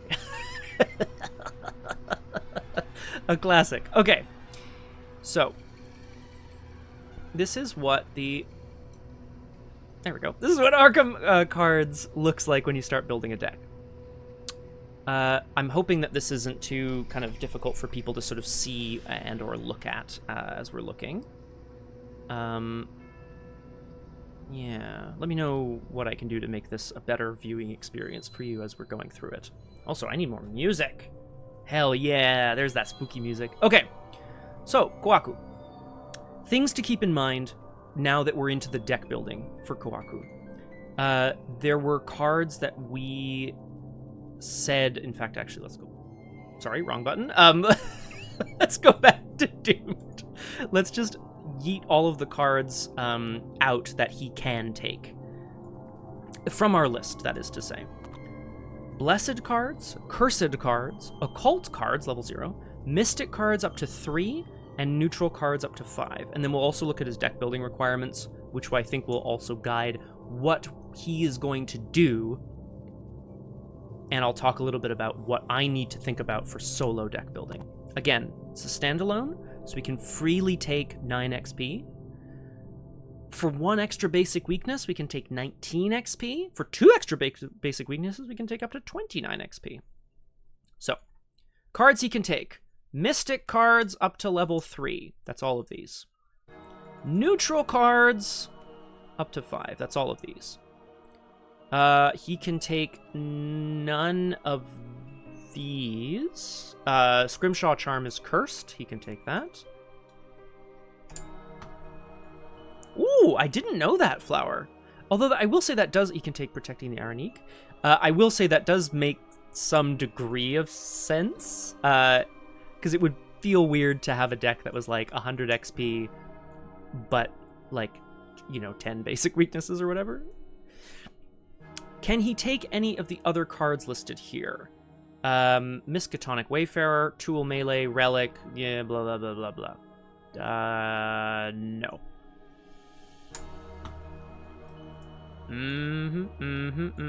I like it, Cthulhu. Very consistent and particularly useful in solo for just pass a test, move on. So these are all cards that we thought were going to be thematic that he can take. So I am going to go back. Uh-oh, how am I going to do this? We're going to have a good time and do this sort of, whoop, there we go. We're going to go back into the deck builder, and we're going to just add all of these cards to the side deck. The side deck is, of course, a place where you can put cards in the sideboard, as it were, and then maybe upgrade into them. Enchanted Bow would be wild for him, but that's, fine. Prophetic. These all feel quite thematic for him as well. I mean, as near as I can tell. He's like, dude's a mystic. What is this card? Stargazing, Word of Command, right? Stargazing. I'm just going to put them in the side deck for now, and we'll see where we get to. They may not end up making sense in the context of the deck. But we'll see. Woof! Yes! Suck it! Cthulhu! I love it. Sled Dog, we put 4 copies in the side deck. Heavy Furs, we put 2 copies in the side deck. Thermos, we put 2 copies in the side deck, but I think that's going to go because we're probably not going to have any trauma. Backpack, put a couple copies in the side deck. Scrimshaw Charm. Okay, there we go. And I go ahead and save this again. Okay. All right, here we go. So, can people actually see, like, what I'm doing here? Is this doable? Kind of, eh? Damn. Great. Okay. Let's have a look, before we do any deck building, let's just have a look at what he does, right? We want to know, there's a few things to keep in mind from the deck building perspective for Arkham. First of all, I need to turn my music down. It is the same number of clicks, and I'm ludicrous that way, Crosshair. I love numbers go up, numbers go brrr. Things to keep in mind for Arkham Horror, the card game. Arkham Horror, the card game is a game that has a number of actions. You are trying to accomplish your objectives before the doom clock ticks over. What this means practically speaking is that you only have a certain number of turns, aka a certain number of actions, to do things in the game. Action compression, therefore, becomes very valuable in Arkham if you're trying to succeed. And by succeed, I mean if you're trying to accomplish your objectives effectively. Any action compression that you can do, like, say, doing multiple damage, finding multiple clues, moving multiple locations, becomes more valuable. So, this is one of those things where the game is fascinating for me, because there are some 0 XP cards that are very valuable for most investigators, over and above even a 5 XP card that does one thing really well but is very specific.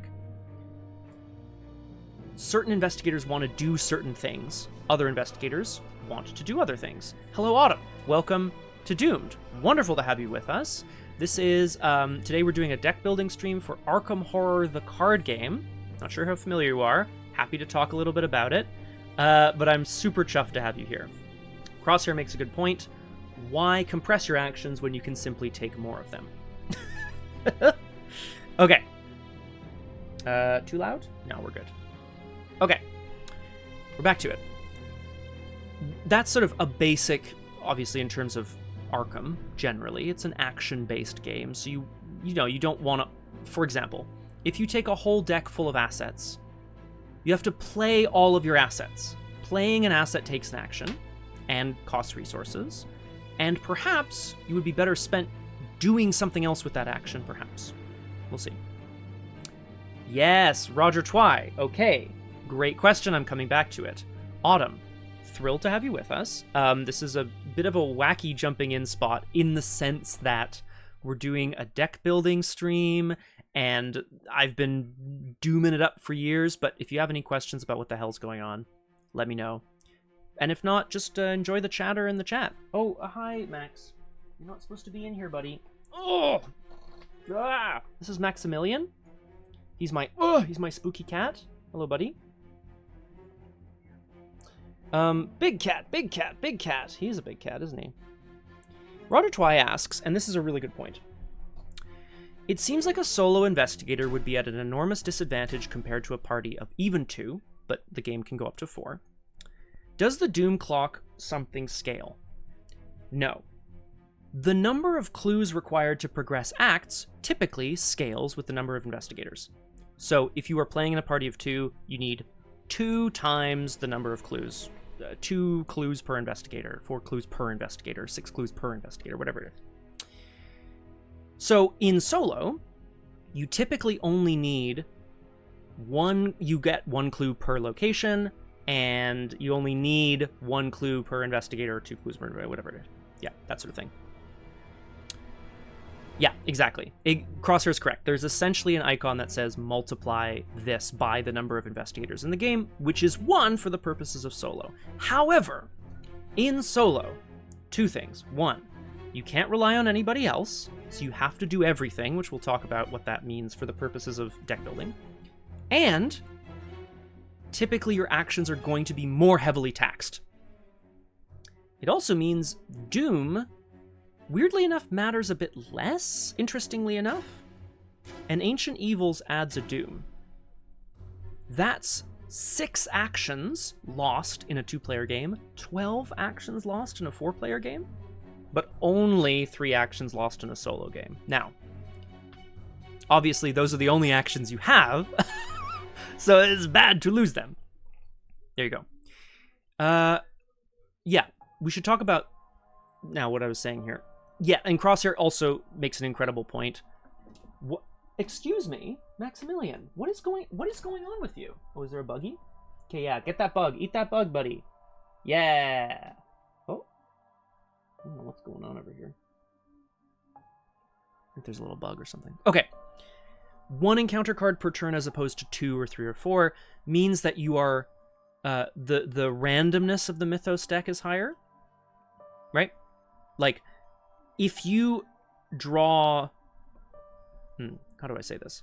One enemy might take a whole turn to deal with if it has 3 health and you have to attack it 3 times. If you then draw an enemy the next turn, you're not making any progress. What if, though, you're playing a high willpower investigator and you draw a willpower treachery that doesn't do much, and another willpower treachery that doesn't... All of a sudden, your actions are taxed less. It's more variable in solo, I think, is basically where I'm at with it in terms of thought process. Great. Flower of August asks an incredible question, which I think comes on to one of the keys of playing solo. We've chosen an investigator who has 4 willpower, 4 intellect, good, 3 combat, average, 1 agility, shitty. What happens if this scenario tests agility? Specifically, not just take damage if you fail, but literally, you must pass this agility check to win. What if it does that? I don't know. To that end, Flower, I would say it is going to be important for us to have some sort of plan. If you have 1 agility, maybe you're just like, well, I guess I just won't pass any agility tests. But what if you have to? And I don't know this scenario, so maybe we do. I'm going to try to put in some wild icons into my deck so that if I need to go ham, I can just slam a bunch of icons into an agility test. That's my plan, but we'll see.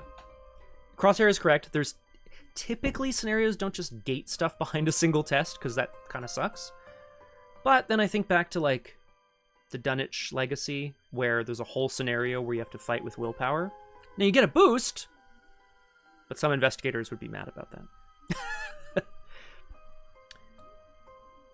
Kohaku Narukami has a 30 card deck size. In solo, we were talking about this before as well, you need to be able to do it all. Typically, Arkham needs you to do 2 things. It needs you to... 3 things, I guess. It needs you to get clues, because that's typically how you progress your acts. You're investigating locations. It needs you to manage enemies, either by evading them and getting away from them, shuffling them back into the encounter deck, making them into your pets, or fighting and killing them. So we need some sort of enemy management solution. We don't know what kind of enemies we're going to have, so we don't know. And we need to be able to manage what the Mythos deck throws at us. That might be things like discarding cards, discarding assets, taking damage in horror, lowering your stats, right? We need ways of mitigating what the encounter deck will do to us. Although those are just roadblocks. To win a scenario, you need to be able to get clues and manage enemies. Hey, there you go. Slippery ice. So, in a solo deck, I've heard this stated before by another content creator who is now one of the co-creators of Arkham Horror, the card game, so it feels important. If you have 30 cards in your deck, I would say about 1/3 of them should go towards getting clues or getting extra clues or finding clues or things like that. Clues. 1/3 of your deck should be enemy management, whatever that looks like to you. And 1/3 of your deck can then be not gravy, but like utility. Things that are useful. Things like protecting you from damage and horror. 2 things I actually didn't mention but are really important.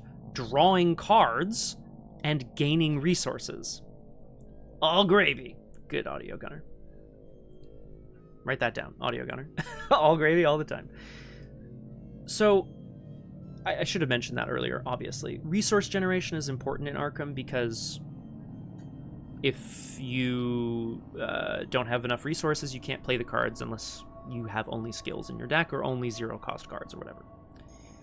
Card draw is important because if you don't draw cards, you won't see the cards that you probably need.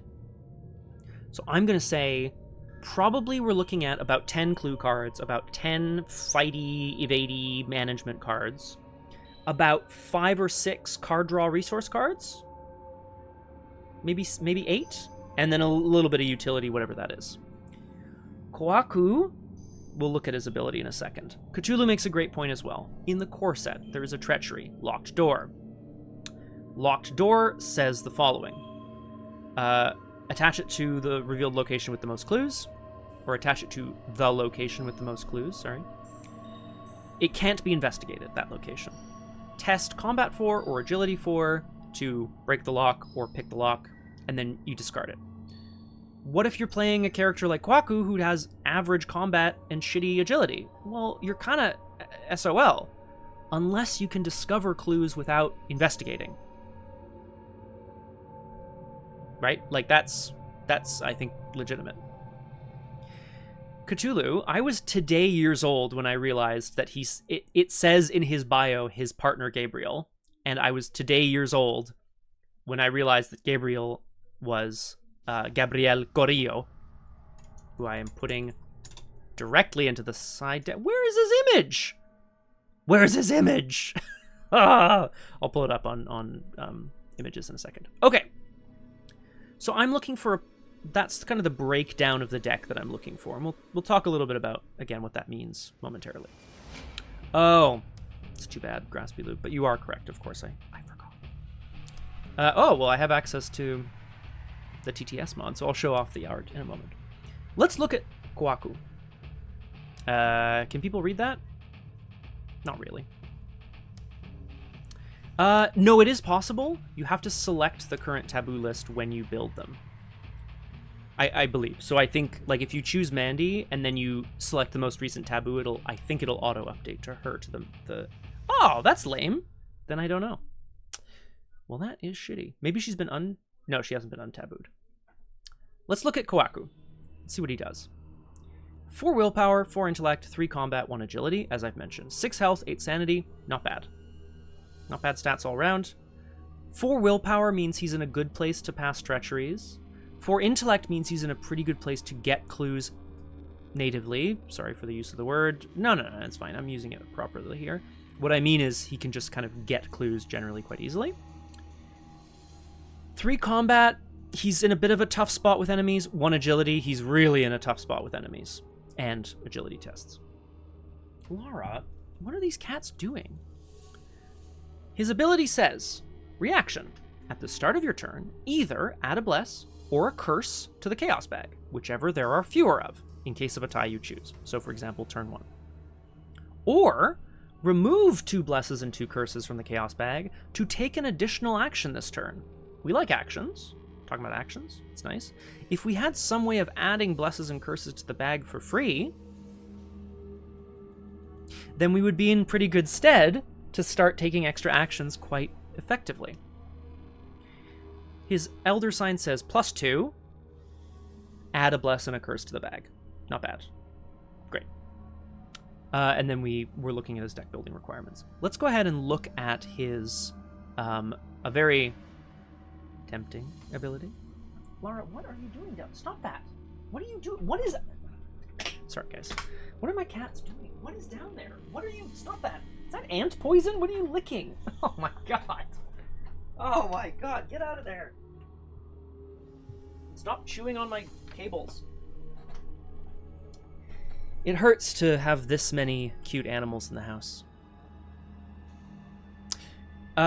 Correct. Flower of August, yes. Bless is +2, draw another token, remove this token when the test ends. Curse is -2, draw another token, remove this token when the test ends. Now, I will say, of course, Flower, as you are well aware, both Innsmouth and Feast of Hemlock Vale added a bunch of cards that interact with blesses and curses in fascinating ways. Kohaku clearly will need a bunch of those. We'll look at that in a moment. Let's look at his ability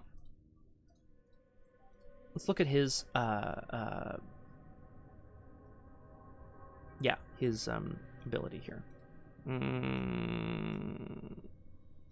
There we go. The Book of Living Myths.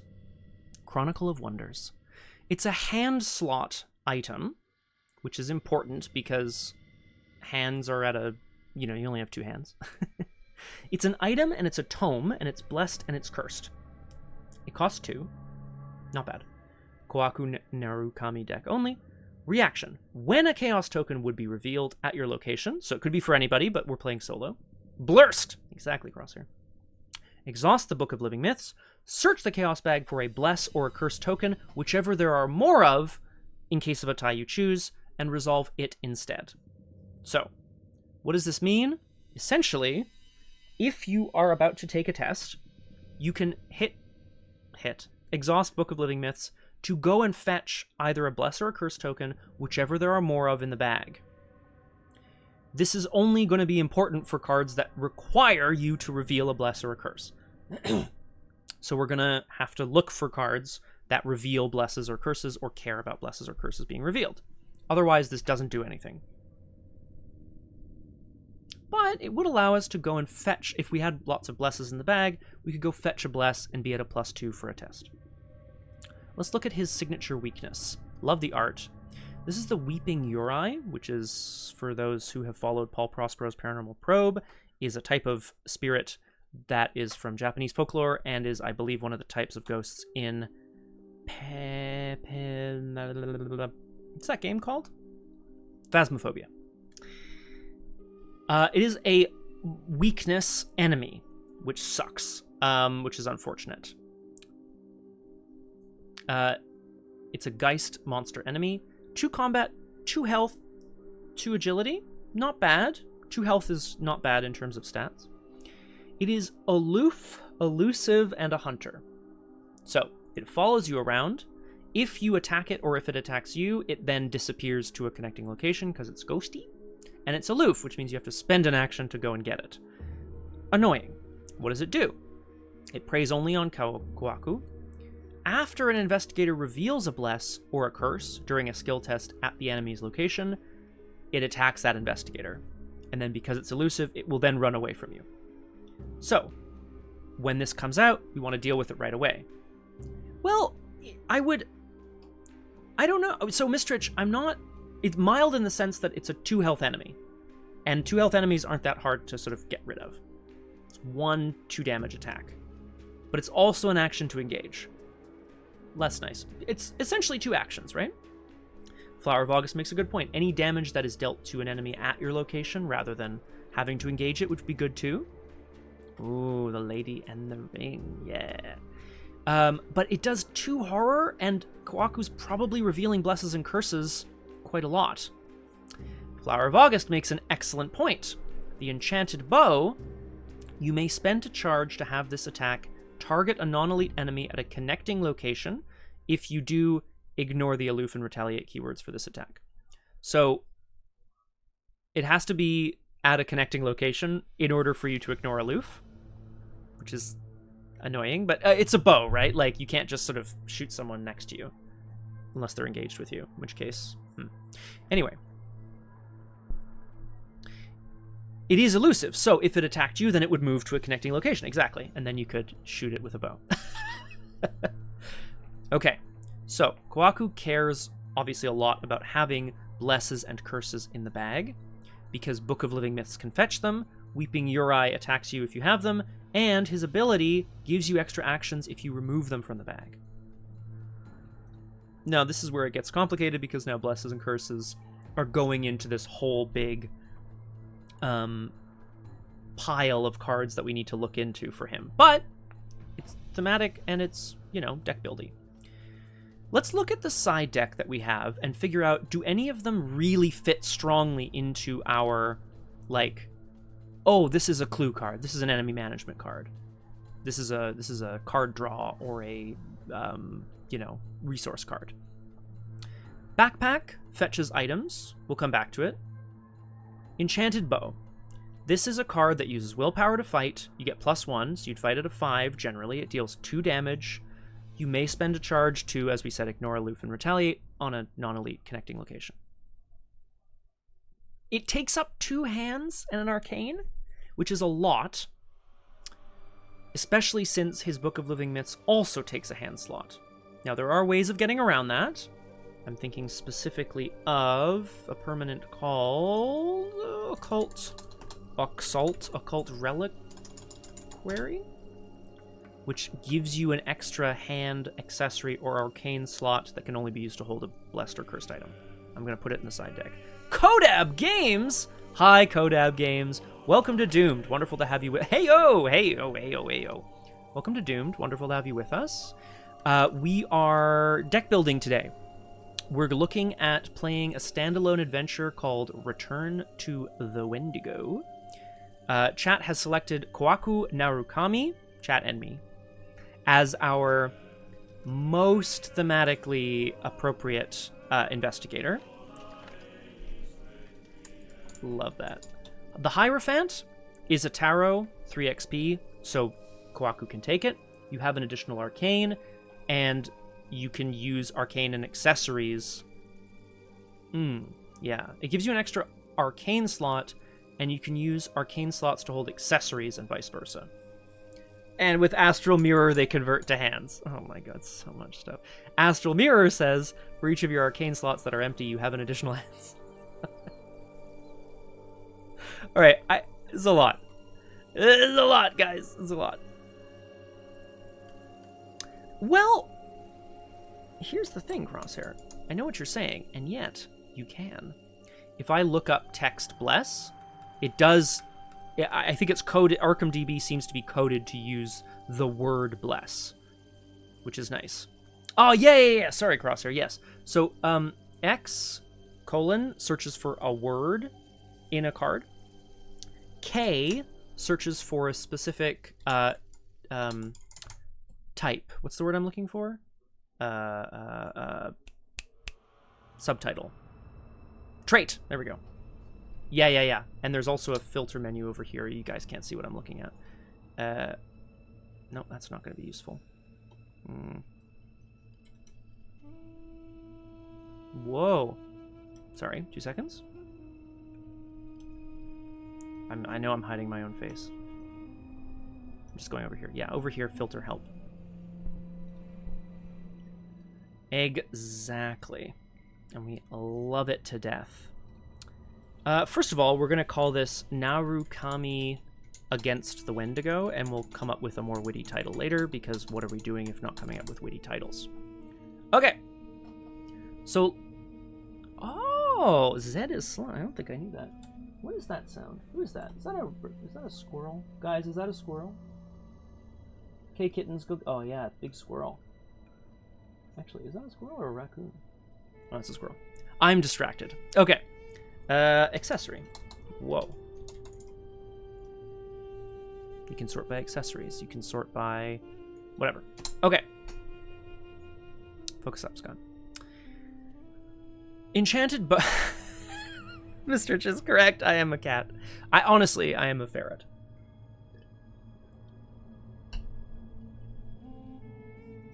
Narukami Wendigo. Is that like a place? Oh, Narukami Wendigo. Unbelievable. Well, that's the title for now.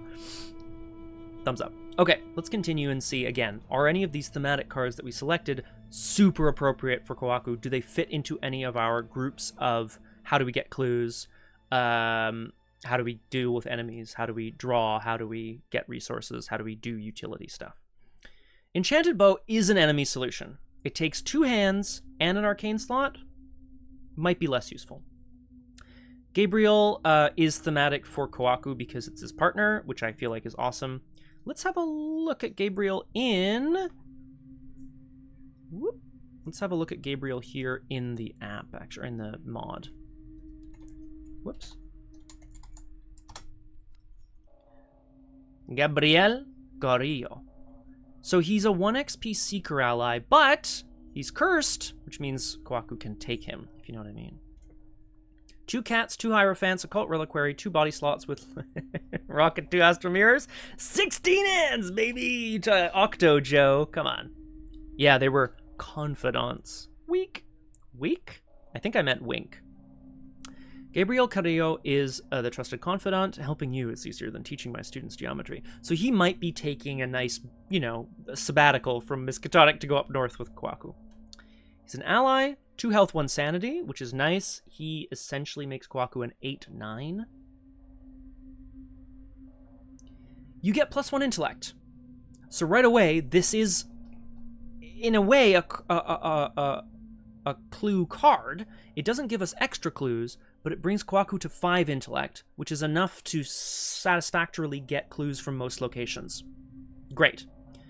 Reaction: at the start of your turn, add a curse to the chaos bag to draw a card. So, this means 2 things. 1, it gives us a curse in the bag, and it draws us a card, so it's also card draw. So we like it for that reason. This is giving us a couple of different things.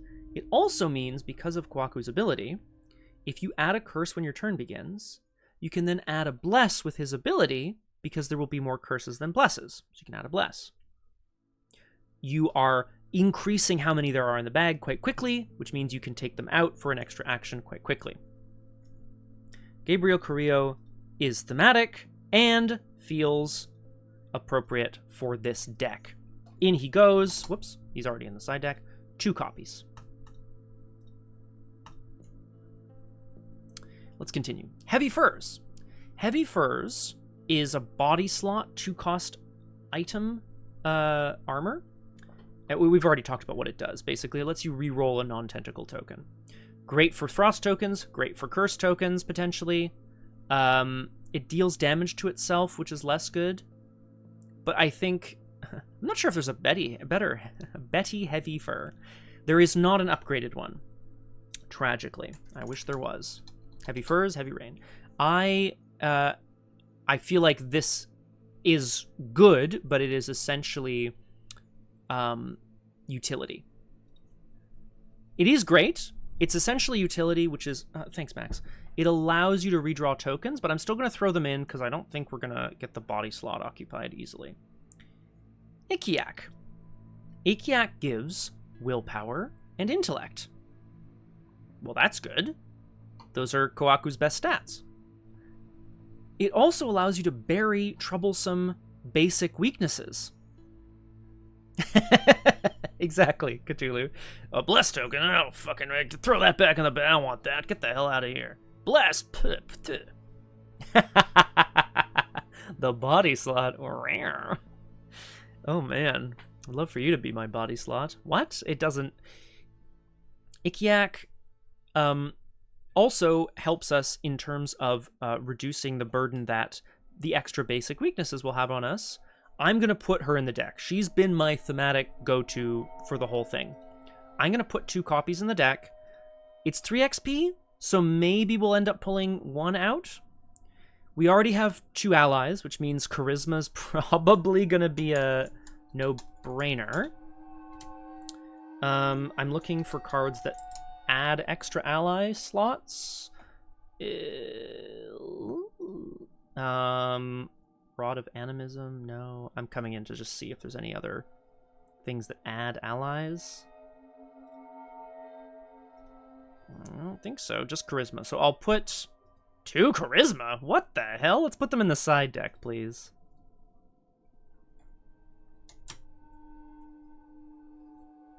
Oh, for sure, Crosshair. This is definitely different from what I would normally do at 0 XP. In which case I would just look at 0 XP cards. Let's continue. Bow, Reliquary, Prophetic. Prophetic is a 3-cost 3 XP talent. It gives resources that can be used for fortune, spell, or spirit cards. And if you're taking tests on fortune, spell, or spirit cards, you can spend a resource to get +1 skill value. Money and skill boosts. They're staying in the side deck for now because I don't know how many fortune, spell, or spirit cards I'm going to have, so I'm going to hold on to that. 1 charisma seems good. I agree. Let's just put it in there anyway. Protecting the Unique. Fast. Play after an ally asset at your location is discarded by a card effect or is defeated. Either return it to its owner's hand, or its owner draws 3 cards. Well, it's a 1-cost fast card that either gives you your ally back or allows you to draw 3 cards. We like card draw. This is only really going to be good in a deck that has a lot of allies, that you're playing a lot of allies, and they're dying quite often. Now, I'm not sure if I look up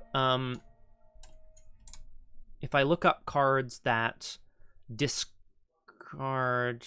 No, sorry, discard. I think if I'm looking up cards that discard assets from play.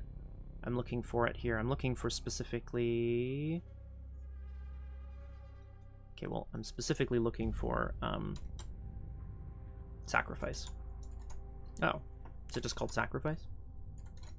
It's just called Sacrifice. Yeah, there we go. Sacrifice is a 1 XP Mystic card that allows you to... Oh, you guys can't see this! How annoying is that? Sorry, guys. Let me fix that for you. Yeah. I didn't know you couldn't see it. Still can't see it. I guess I could zoom out, but I don't want to. I agree with Cthulhu. Probably not the way of the folklorist, but let's see what it does. Discard a mystic asset you control, like a Kiak, like Arcane Initiate. Then draw 3 cards or gain 3 resources or any combination thereof. Card draw, money, and it gets rid of things that have like doom on them or that have enter play effects or whatever. That would also combo quite nicely with protecting the Unique, which would allow you to gain 3 resources from the sacrifice and draw 3 cards from protecting the Unique. Correct. Graspy Loot does make a good point as well. If you were doing a lot of allies, Olive, Arcane Initiate, oh my god, the Ectomologist. No, not Ectomologist. What the hell is that guy's name? Dr. David Renfield? Not Doctor. Eschatologist. My apologies. He gives you willpower. You put Doom on him to gain money.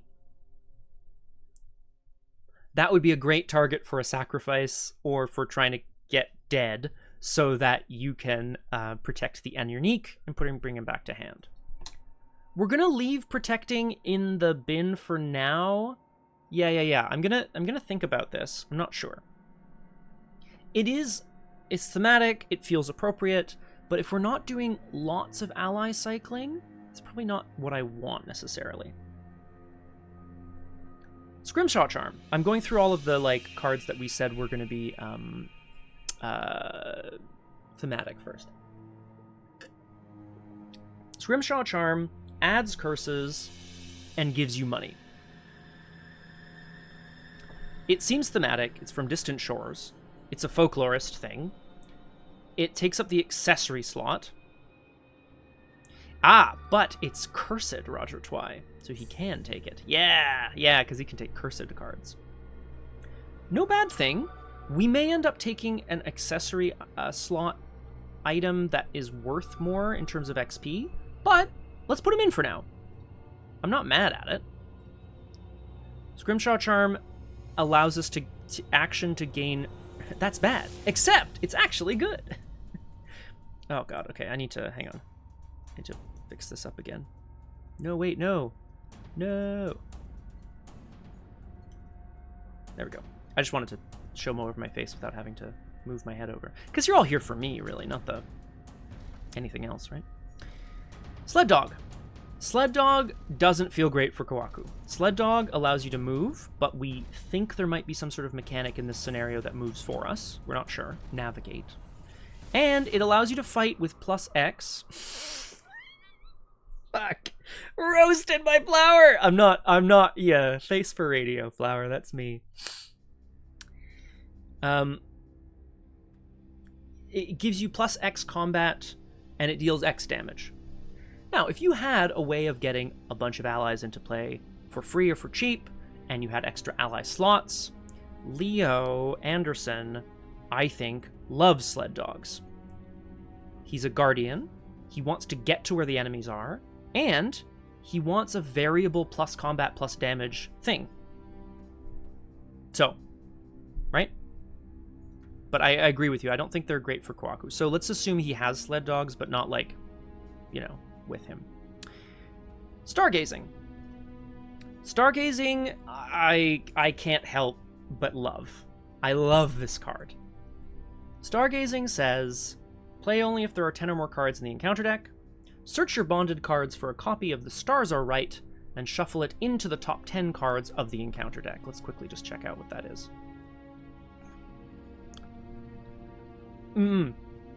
Yeah, oh, Crosshair. I'm absolutely chuffed with the idea of Sin Eater. I think it's awesome. Yeah. The Stars Are Right, basically, is a card that goes in the top 10 of the Mythos deck. If you draw it, instead of having to draw a Mythos card, you instead remove it from the game. An investigator gets to draw a card, gain a resource, and may take an action. It's quite nice. So instead of a Mythos draw, you get an extra upkeep and an extra action? What you're doing really is banking the action, though, right? Because Stargazing costs an action to play. So the question is, do I think Kohaku's going to have Deck Thinning Tech Deluxe? Well, exactly, Flower. Without knowing this scenario, Stargazing could suck. It could just shuffle them away all the time. We don't know. We don't know. In Solo, I'm also not guaranteed to see the top 10 cards of the Mythos deck. Exactly, Crosshair. We don't know. I love it. I think it's random, but I'm leaving it in the side deck for now. Thermos. I think we can safely eliminate Thermos as well. Again, I think it's useful to have a card that heals, especially if you have lots of trauma, but Kohaku doesn't... I'm playing standalone, so I don't need the extra XP for... I don't need the extra XP, so I'm not going to take from In the Thick of It or from Arcane Research or whatever. So I don't think 4 cost 1 card and an action to heal 1 is useful. Exactly. And then our last was Word of Command. Word of Command, I think, is going to be nice here. It's a spell. It says name a spell. Search your deck for a copy of it and draw it. This is going to be very nice, I think. Mistrich, soup don't make itself, okay? Mama Murphy makes some damn good soup. Who's Mama Murphy? Who the fuck is Mama Murphy? Hang on. Where's that from, guys? It's from a video game. I use it all the time. Where the hell? And neutral tax, good shout. Where the fuck is Mama Murphy from? Oh, thank you, Flower. Yes, Mama Murphy's for Fallout 4. I'm with Crosshair here. Not super thematic, but if we build in a lot of spells, Prophetic gets better because it pays for spells and gives us spell boosts, and we can go and find a copy. She's the lady you give drugs to for main story hints. Great. Hi, Autumn. Great question. We build for Arkham Horror, the card game. We sorry, we're talking drugs, Autumn. Okay. You build a deck at the beginning of a campaign. Typically, you have no experience to spend, so you take all level 0 cards. Then, over the course of a campaign in Arkham Horror, the card game, you experience the story of the game, as well as gaining experience. That experience can be used to either upgrade or buy new cards for your deck, which you swap out between scenarios. What we're doing today is a bit of a special case. I'm playing a scenario alone, without a campaign. Thanks, Sams. I feel a D's nuts joke coming. Just hit me up with it right away. I don't know why I feel it, but I'm feeling it. Unbelievable. Or maybe it's the turtleneck. I'll take that too. Autumn, yeah. So because we're playing standalone, it means I can take a certain amount of XP, basically not for free, but I can take it as if I've built my deck around it. I hope that makes sense. Typically, you start at level 0. It's the turtleneck, isn't it, Flower? He screamed for some reason. Okay, we're back around. I've gone through all of my cards. All of my, what we considered to be thematic cards. I'm going to remove Hierophant and Astral Mirror for now. What we've put in so far: card draw, stat boosts, allies, which is also soak, heavy furs, which allows us to redraw tokens, and scrimshaw charms, which is money. What do we not have? Cards that get clues. Cards that deal with enemies. Probably more card draw, probably more resources, probably some sort of utility cards. Wild icons, so that we can try to pass an agility test if we need to. What we need now, my friends, I would argue, is cards that add blesses and curses to the bag, because then Kohaku can use his ability to take them out of the bag so that we can... You hearing this? Bird is so annoying. It sounds like a car alarm. Oh, the Uno Reverso card! Hey! That would be... Oh, Sam, please. Give me the Uno Reverso. Okay. Let's look up cards that are, I don't know, blessed trait. No, cards that are blessed. No, cards that add blessed to the bag. That's what we want.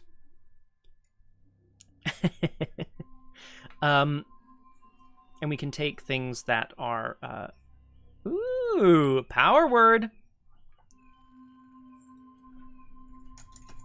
Power word is the one that's customizable, right? Yeah, this is the one where you can basically move people around. You have to take a willpower test, but that's fine. And then you could, yeah, move people around, exhaust them. Basically, you shout at enemies and they cower before you. Okay. Let's look at cards that add blesses and curses. We'll start at level 0 and we'll go up.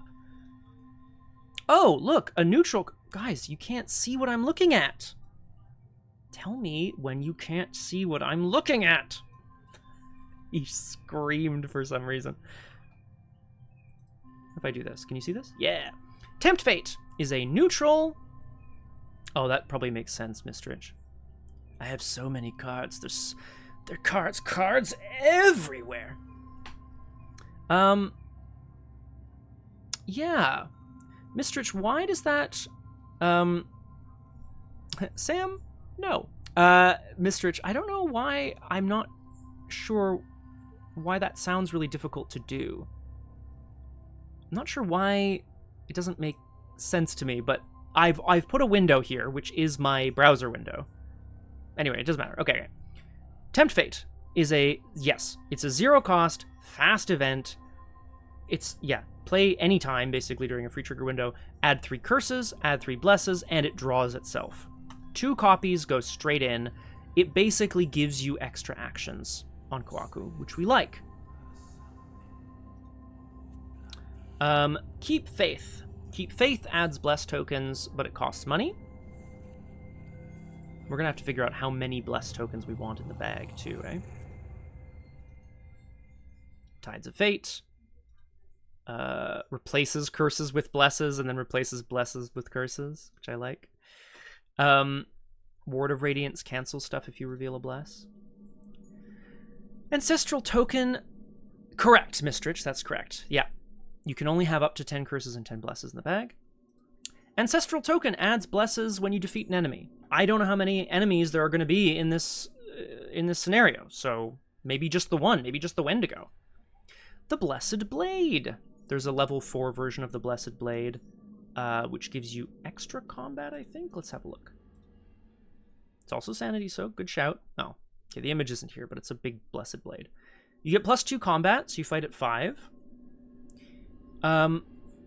It deals +1 damage. Blesses go back in the bag, so you don't have to take them out. You may exhaust the Blessed Blade to add 2 blesses, which is quite nice. So I think this is going straight in the side deck. Autumn, good question. Yeah, every investigator has their own deck building requirements, which are usually based on the class that they are. In Arkham Horror, the card game, there's 5 classes. They're not called classes, though, are they? They're called faction. No, they are called classes, yeah. Guardians, who focus on protecting others and defeating enemies. Seekers, who focus on discovering the unknown of the mythos by getting clues and investigating things. Rogues, who are usually out for themselves and get rich quick and take a lot of actions. They go fast. Mystics, like Kohaku, who focus on spells and mystical shit. Perfect. And survivors. Survivors make do with what they have. Typically, they discard things, cycle things back to hand. They try to fail tests in order to actually pass tests, or they don't mind failing things necessarily. That sort of stuff. Most investigators have class requirements, so Roland Banks is a guardian who can take guardian cards and some seeker cards. And then that makes up their identity. There you go. Okay, we're coming back. We're looking at cards that add blesses to the bag. Holy Rosary. Holy Rosary is a blessed card. It gives us a willpower. And when we succeed at willpower treacheries, it adds blesses. Really nice. Competes with Scrimshaw Charm. So what's going to be more important? Passing tests or getting money? I don't know. Holy Spear is a wild card, but it's very expensive. Another ally. I'm just kind of zipping through things, right?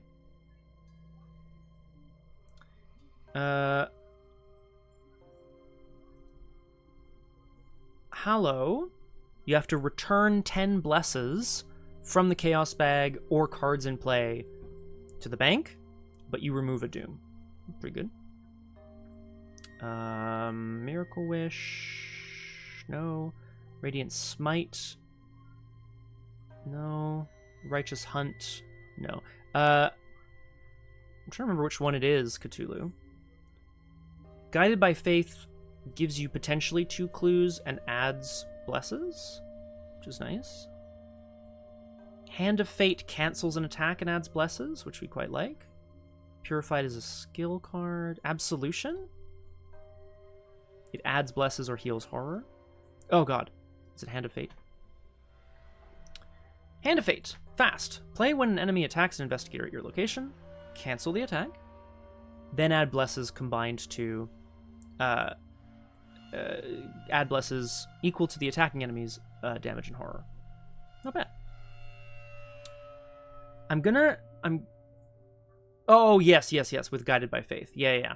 So Guided by Faith would allow you to kind of, along with Book of Living Myths, kind of trick the game into giving you an extra clue. Now, let's compare and contrast really quickly. Guided by Faith is a Spirit and Blessed card. I'm going to put it in the side deck, but let's compare it to another 2-cost event that Kohaku can take called Read the Signs. Even at level 0. It's a 2-cost event. You get a bigger skill boost. It doesn't add any blesses, but if you succeed, you discover an additional clue and you don't have to reveal a bless.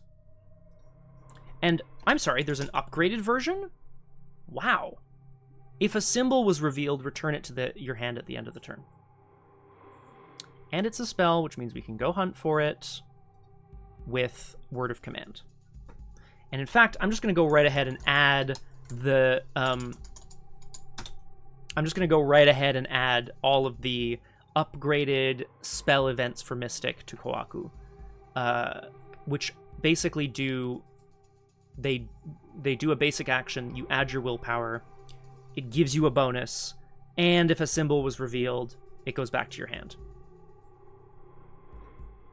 Spectral Razor, and the last one, which I actually quite like, but nobody else seems to, is Ethereal Form? Ethereal Form? Level 2? It allows you to evade, you become ethereal, so you can't deal damage, but you can't be engaged by enemies. And again, same thing. Also good with Prophetic. So we're starting to get somewhere here, right? Prophetic, Word of Command, and a bunch of spell events all kind of go together. Prophetic allows you to boost your ability with the spell event. The spell event gives you a baked-in boost already. The events give you something. They also come back to your hand if you reveal a symbol, which Book of Living Myths will force you to do if you have Book of Living Myths in play. They don't take any slots or anything because they're not assets. And in solo, they give you a big boost when you need it most, when I have to do one thing. Kill this enemy. Get these 2 clues, whatever it is. And Word of Command allows me to fetch the one that I need. So, I'm going to put them all in the side deck for now, but I feel like I don't remember what Familiar Spirit does. You have an additional Arcane slot. I don't know if I'm going to have I have Charisma. I don't know if I'm going to need so many... I'm not really sure if I'm going to need... Yeah. My only thought, Cthulhu, is... What if I desperately need to evade something? We should just kill things, right? We should just kill things with Spectral Razor. But what if the Wendigo can't be killed? I'm just thinking. I don't know. This is the thing. But of course, I don't know about any of this, right? Cat Mask. Cat Mask is the mask that Kohaku can take. The Capricious Meddler, which he is not. But I like cats, so we'll see. Replenish 2 of these offerings after Doom is placed on a card with no Doom. But you get Will or Combat. Pretty good. Cat Mask is going in the side deck. You can see, of course, how this is like going to take a hell of a long time, right? What's going to end up happening is I'm going to add cards. We're going to be at about 40. I'm going to be at too much XP. And I'm going to start whittling stuff down. Which is fine. But we'll see kind of where we get to. Okay. So, yeah. Ofuda removes... You replenish the charge when you reveal a Bless. Choose a non-elite enemy and spend a charge. It loses Alert, Aloof, Elusive, and Retaliate. So that would be our Uri, but also anything else. Uncage... I do like Ofuda for the... I like it for the theme, that's true. Uncage the Soul 3. Whoa, wrong button. Guys, I can't type because I can't see my keyboard because I can't... It's offset because of my mic. I hate it. Mystic. Discard a spell or ritual asset you control. You may. Play a spell or ritual asset from your hand or discard pile, reducing its resource cost by 3. I don't mind the level 0 version either. Yeah. Oh, whoops. Am I... You guys can't see what I'm looking at again, can you? There we go. There we go. So, we're not really getting anywhere, as we can tell, right? Like, these things are taking a long time to kind of come together. We're talking through it. This is what's key. I'm going to go ahead and put in all of the stuff that we kind of discussed as, like, a possibility, I think. So, things like 2x Word of Command. And again, we'll probably end up with a too much XP and that sort of thing. But, well, we'll get there. I like to remove them from my side deck while I'm doing this as well. Just, 1 ethereal form. Guided by Faith adds blesses, which we're not mad about. The Blessed Blade does honestly seem like a really good combat option for him, but maybe there won't be that many enemies, so something like just, Spectral Razor will do work for us here. I don't know. Okay, where am I at? 23 cards. Let's do a quick... I tend not to remove them from the side deck, so if I remove the deck... Yeah. So this is my problem, Crosshair. Now I have to go back and add them to the side deck. Right? And then remove them again. Well, I don't know, Graspy Loot. It's a good question. I don't know. We don't know how many enemies will be in this thing. Yes, so Mistrich, great question. Most cards, and this is actually important, I think. Many of the Mystic cards have been tabooed to say a symbol. So, for example, Ritual Candles. This card now reads a symbol, right? So something like Ritual Candles is really good. However, Wither, for example, I don't believe has been tabooed to say a symbol. Because, probably because then it would be too powerful? I don't know. Exactly, Crosshair. The issue is we don't know if a certain given campaign is going to only test agility, or if it's only going to discard assets or whatever. I don't know if it has either, though, Mistrich. There were a bunch of cards that were tabooed. Anyway, I don't have them in front of me, so I'm not going to bother getting too beat up about it. Let's go back and look at... Yeah, I'm with you, Cthulhu. Let's go back and quickly just look at, again, what do we have in terms of clues, card draw... clues, enemies, card draw, and other. Clues. I would argue Gabriel and Ikiak are both clue cards in the sense that they boost my intellect. Excuse me. But even so, we'll kind of leave them in the maybe category. Guided by Faith gets 2 clues, potentially, which might not be that good in single player, but you know, it's something. Read the Signs gives 2 clues, which again, I don't really, and a skill boost for investigating, which I don't know if I necessarily need. And that's it. So I probably need a few more cards that give me clues or increase my clues. Let's go on to... Excuse me. Oh man, I've been talking too much. And I have to do Drew Crew after this. Let's go on and talk about enemy management. Do I have any cards that manage enemies? Yes, 1 Ethereal Form, which is a panic evade. It's a relatively big evade button. Spectral Razor. Attacks enemies, does 2 or 3 damage. And that's it. So I'm up to 3. You know. I'm up to 3 already. Card draw. Word of Command searches for a spell. That is equivalent to card draw. You're trading 2 resources and a card for the ability to draw a specific card. Not bad. Gabriel draws you cards if you add curses, which is what Kohaku wants to do so that there are curses and blesses in the bag so you can take additional actions. So we have some card draw. Gabriel feels like a very important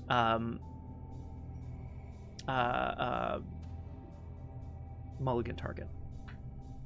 Mistrich, great question. Is there a reason to take Spectral Razor over a spell with charges in your arcane slot? No, not at all. Spectral Razor costs 2, as opposed to an asset which usually costs like 3 or 4 or 5, right? It only works once, except the upgraded version, if you reveal a symbol, it comes back to your hand, so you can kind of use it again and again, potentially. Is this better? No.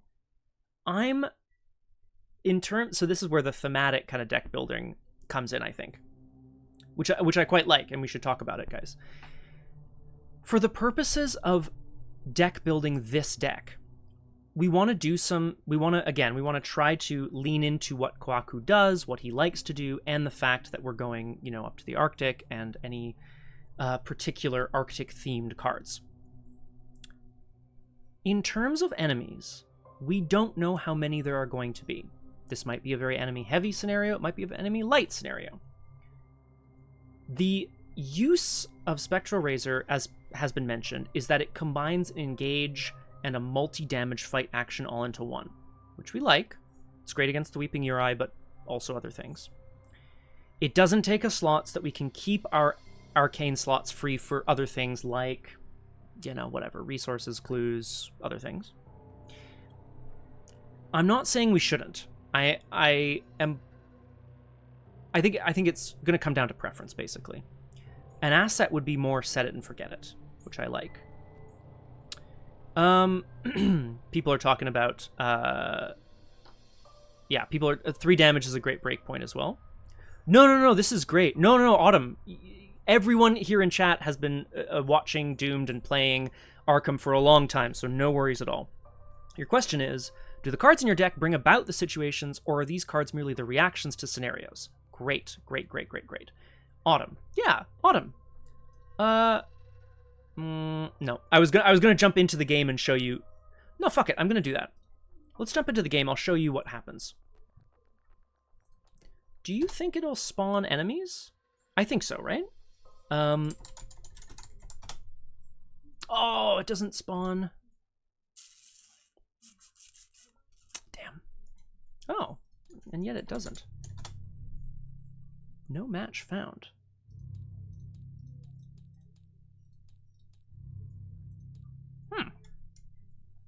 Weird. I don't know. Maybe I only have it linked to player cards right now? Whatever. Yeah,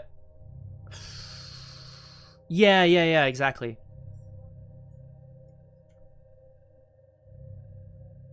I think these are just basic weaknesses, though, right?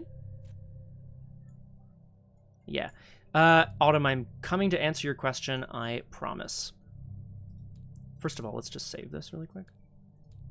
And then we're gonna... where is it? Whoop. Autumn, I want to just show you off kind of what generally is happening in the game when we play. Letting it load. Delete this panel. Okay. This is the core set of the game that has... it's a little mini 3-scenario campaign where you're investigating strange disappearances and attacks by animals in your hometown of Arkham. You start in your study, and then ghouls start coming up inside your house, and you have to get the hell out of there. That's the scenario. During the game, briefly, you have 3 actions on your turn, then enemies attack you or come for you, then you get to upkeep, you draw a card, gain a resource from your deck. And then it's the mythos phase. The mythos phase adds a doom, which is like a clock telling you how much time you have left, and then you draw an encounter card. So your question, Autumn, was essentially,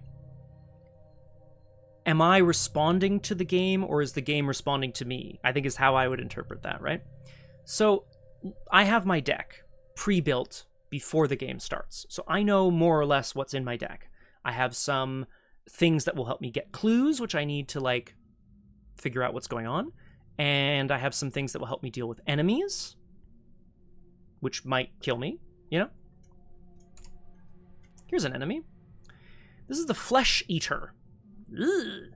It has 4 combat, 4 health, 1 evade. And it does 1 damage, the little heart, and 2 brains, which is 2 sanity, 2 horror. This is an enemy. If I draw this, it says it spawns, so it appears in the attic. But it could attack you, it could kill you. So my cards now in my deck will allow me to fight and kill this enemy before it kills me. That's one example of how the game will try to test you. So your all the cards that we're debating about here furiously in chat have to do with, you know, what's better for fighting enemies. Here's a treachery. This isn't an enemy. This says attached to your location. Attached location gets +2 shroud. It's foggier, it's harder to find things. That would be an example of a treachery that would, you know, if I knew that this was in the game, I would need to think of ways to, like, maybe deal with it. Oh my god, it's harder for me to find clues here now because of all this damn fog. What am I going to do? Do I make myself better at investigating? Do I ignore the shroud entirely? Etc. I hope... I'm going to just quickly go back to your question here really quick, just because I want to make sure. Do the cards in your deck bring about the situations, or are these cards the reactions to the scenarios? Yes. So, short answer, and I know this took a long time, but I hope that all kind of makes sense. I hope that all kind of, yeah, made some sense here. Essentially, yeah. So the game does things to you, and you are reacting to it with cards from your deck. Cthulhu also makes a good point, which I think is important to mention as well. The game features 3 kinds of player cards. Am I out of music again? Not quite. No, that's fine. The game brings about 3 kinds of player cards. Assets, which are things that you have access to that do things for you. Events, which are one-time usage situations. And skill cards. Skills boost your stats. They make you better at things, and they often give you an additional ability. For example, this is a level 0 card that I insist we take 2 copies of. Promise of Power. It adds a curse to the Chaos Bag, which Kohaku doesn't mind, and it gives you 4 wild icons, so it boosts your stat a lot. This would be my answer, Flower, going back to your question ages and ages ago. If the game said, test agility 3, if you fail, you are defeated, I would sling a Promise of Power into that test so fast. Yeah, thank you, Crosshair. Sorry, you're right. I know, it's the, I went over to my playlist. But it was fine. You guys didn't see anything there. Don't worry about it. So, okay. We still don't have an... I agree, Flower, and yet here we are. Oh, Sword Cane! Sheesh. Oh, yeah. Sword Cane allows you to fight or evade with your willpower. And when you play it, you get to use it for free right away. I would prefer an option that does multiple damage, if I can, because I am playing solo, so I would prefer something that does multiple damage in a single hit. Something like Armageddon, say, as an event, or as an asset. Okay, guys, I gotta focus up here. I also need some water. I've been talking for like 2.5 hours straight. We've got a few cards that draw cards, a few cards that boost stats, a few cards that get extra clues, and a few cards that boost my intellect. I think I'm doing okay for clues. As long as I get Gabriel out, I'll be investigating at 5. Guided by Faith and Read the Signs allow me to investigate even stronger. Thank you, Flower. I'm going to go do that. And potentially get me extra clues if there's multiple clues. I don't have anything in my hand slots except Book of Living Myths. So as long as I take an Occult Reliquary, which will allow me to hold my Book of Living Myths, I could take the bow. Yeah. No, exactly. Mistrich, it's true. It's not bad. It could be better, but it could be worse. Ikiak is also a good source of both willpower and intellect, which we're not mad about. The bow we felt like was thematic. It would allow me to fight with will, and gives me +1, and it deals 2 damage. It's a big investment, but it's not, like, it's not bad. Certainly, I think, pound for pound, it's a lot worse than something like, you know, Spectral Razor, or even Armageddon, or whatever, right? So in terms of clues, I think we're doing okay. I'm going to just quickly go X clue and start looking up cards that Kohaku can take that he might like. Something like, for example, Eye of Chaos. The Eye of Chaos investigates, you get +2 willpower, you discover an additional clue, and for each curse you reveal, you discover a clue at a connecting location, or you get charges back. This is quite strong. It's very expensive.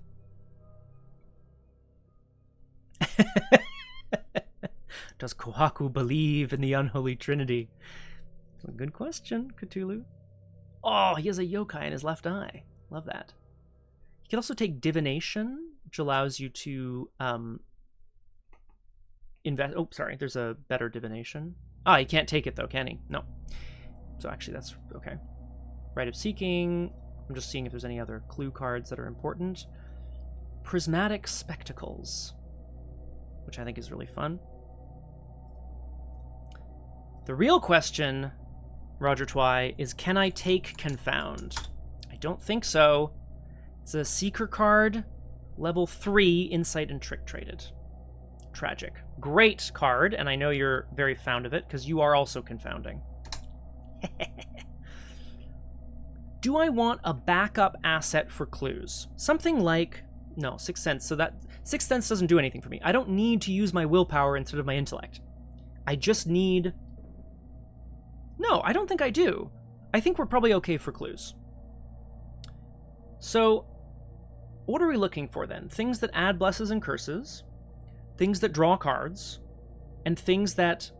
Actually, Stirring Up Trouble is quite nice, because that helps on high XP Shroud locations. Good shout, Cthulhu. As an additional cost to play Stirring Up Trouble, add curses equal to your location Shroud, discover 2. I personally think, Graspy Loot, that it is awesome.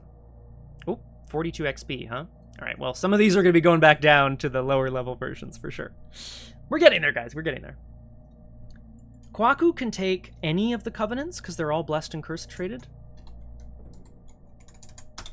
The Mystic one says, after an investigator at your location, so after I, perform the Reveal Chaos token of step of a skill test, so after you've revealed all of the Chaos tokens you're going to reveal, if both a bless and a curse were revealed, exhaust the Covenant, this test automatically succeeds, remove each bless and curse from the Chaos bag after this test ends.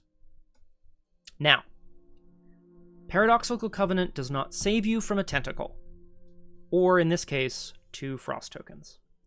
However, it's an auto success if you can reveal both a bless and a curse, which we like, which we very much like.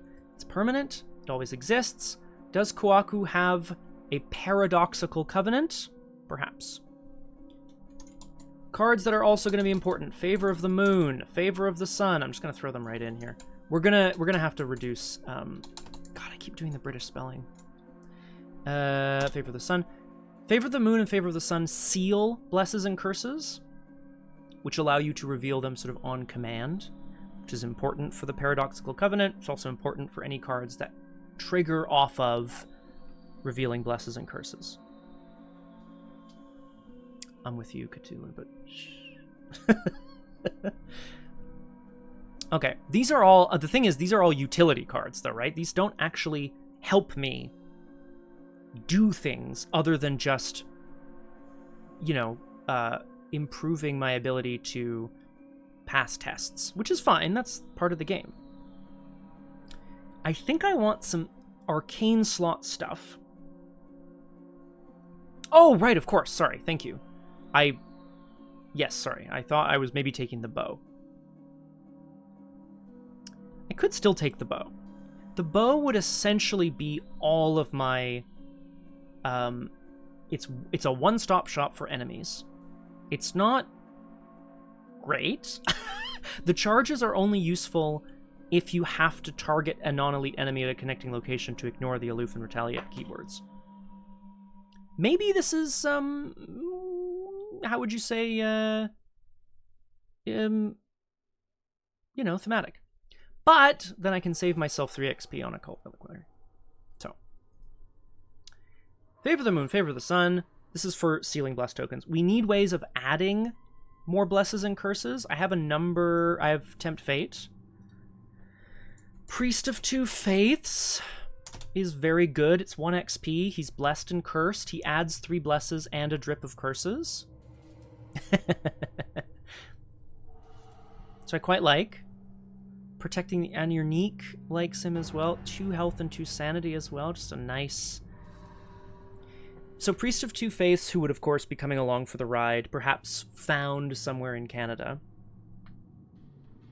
Very... Cthulhu, don't worry about that. We're going to get there, guys. I'm going to do all the level 0 versions of most of these cards, and it's going to be fine. Or just 1 copy of things. Yes, correct, yes. Let's talk a little bit about adding curses versus adding blesses. Gabriel adds curses.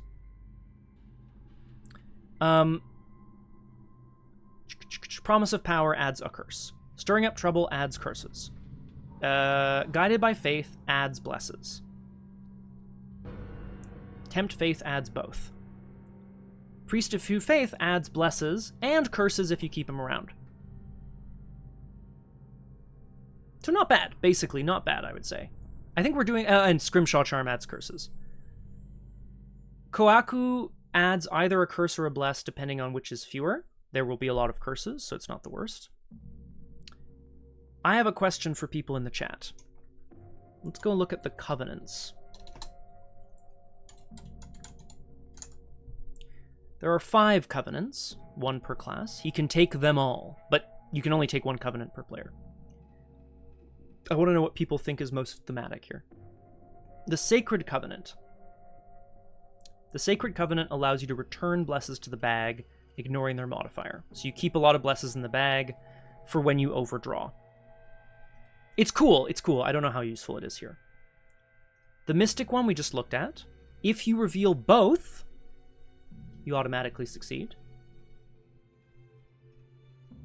The Rogue one, the False Covenant, when you reveal a curse, you just cancel it and throw it away. So it doesn't give you a -2, but you have to redraw the token. This is probably more useful for people who are adding curses only for the benefit. So like, oh, I've added curses to get money, but I don't actually want the curses, I just want the money. The Blasphemous Covenant, when you reveal a curse, you treat it as a +1 instead of a -2, but it goes back in the bag. Ooh, great question, Autumn. Both. I would say thematic as in aligning with Kohaku's ideas and ideals. He's the folklorist. He's studying other people's folklore, and story-wise, he is going to try to find a number of missing grad students. Ancient Covenant. When you reveal a bless, do not reveal another token as part of the bless.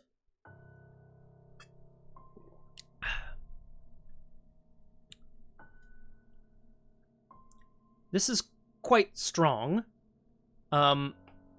because if you reveal a bless, you can just stop revealing other tokens, and you will probably pass because you're at +2 to whatever you started at. Pretty good. I don't think I'm going to take Blessing of Isis, because Blessing of Isis, if I'm not wrong, yeah, it's the one where if you reveal multiple blesses, you can treat it as an elder sign, which is great, to be sure, but I don't think... So Kohaku's elder sign is +2, add a bless and a curse, so you're just like... I mean, I'm not unhappy to get that for sure, but I could instead take a card that says auto-succeed if you draw a bless and a curse, as opposed to, like, if you're drawing... Sorry. So for bless and curse, right? Either lots of bless, lots of curse, or both. Yes, everyone is so excited to do the Blessing of Isis. Who is this gal, anyway, on Blessing of Isis? Do we know? God, Scott! I can't fucking see my keyboard. It's offset. I don't know who this is, but she's very cool. Well, and Cthulhu, you know I won't be, so there's that. I need to grab some water and use the washroom. Let's hide that just for a quick second. I feel like we're not really getting anywhere because it's been almost 3 hours and I've basically just added a bunch of shit to the deck. But we're going to take a couple of minutes. I'm just going to take a couple of minutes to grab some water, use the washroom. I'm going to come back and we're going to finish building this deck. And then next time on Doomed, we're going to try to take it through Against the Wendigo and see how it goes. Thoughts to consider out there in Chatland. I also want to point out, actually, we have 2 hours till Drew Crew. Oh, no, we have 1 hour till Drew Crew. You're right, Crosshair. Fuck's sake. How's it been so long? I love it. I want to point out in Chatland, there's at least 5 of you out there in Chatland right now who have experience with Arkham Horror, the card game. And everybody seems to have not conflicting opinions, but definitely different opinions. And I just want to point out, deck building is a unique experience. It's not unique, sorry, it's a personal experience. What you consider to be worthwhile and or good is not what someone else will consider to be worthwhile or good. Some people value action compression more than the cool factor. Some people value, one-stop shops for cards more than flexibility in a card. No, those are the same thing. No, they're not. They're different. Etc., etc. But consider, what is our Kohaku deck doing, and how well is it doing it? Guys, take a quick break. I'm going to do the same. We'll be right back on Doomed with a bit of water. And to finish this deck building... No. This is Graspy Loot. Sorry. I want to be clear. I'm not telling anybody to stop. I am pointing out that everybody has a unique perspective. And that's good. I just think it's important to point out, not that people are getting snipey, but like, I'm not going to be able to take everyone's suggestions. And I think that's good. All right, guys. Back in a sec. Grab some water. See you in a sec. Back here on Doomed. Woo! Welcome back to Doomed. It is so hot by my computer. You can tell because I'm sweaty. Guys, I'm going to turn on a fan. Tell me if this is really bothering you. Huh! Also, you guys have been talking so much since I've been away. I'm so proud. I'm so proud of you. Oh, whoops. Hang on. Let's keep that off for now. Let's scroll back up. Okay. 10 eyes see more than 2. I'm just going to check all of this. You have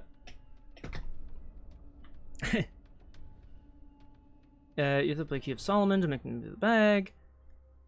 A high experience cost. Expensive allies. Blasphemous is maybe also not good.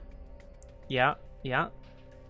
Allies, thanks. I'm sorry. I'm just checking it out. Autumn asks, am I generally picking cards that are applicable in many situations rather than geared towards specific events? Roger Twy, what am I supposed to do? Take it off and show you that I'm wearing just an undershirt under this shirt? Unbelievable. Yeah. So Cthulhu is 100% correct. 100% correct. I'm not afraid of just completely tanking this scenario by choosing wrong or by picking things that are not particularly effective but are good for the roleplay, whatever. So far, in terms of our sort of thematic build here, let's just, whoops, wrong button, go back there. In terms of cards that we're taking right now, Scrimshaw Charm is quite thematic.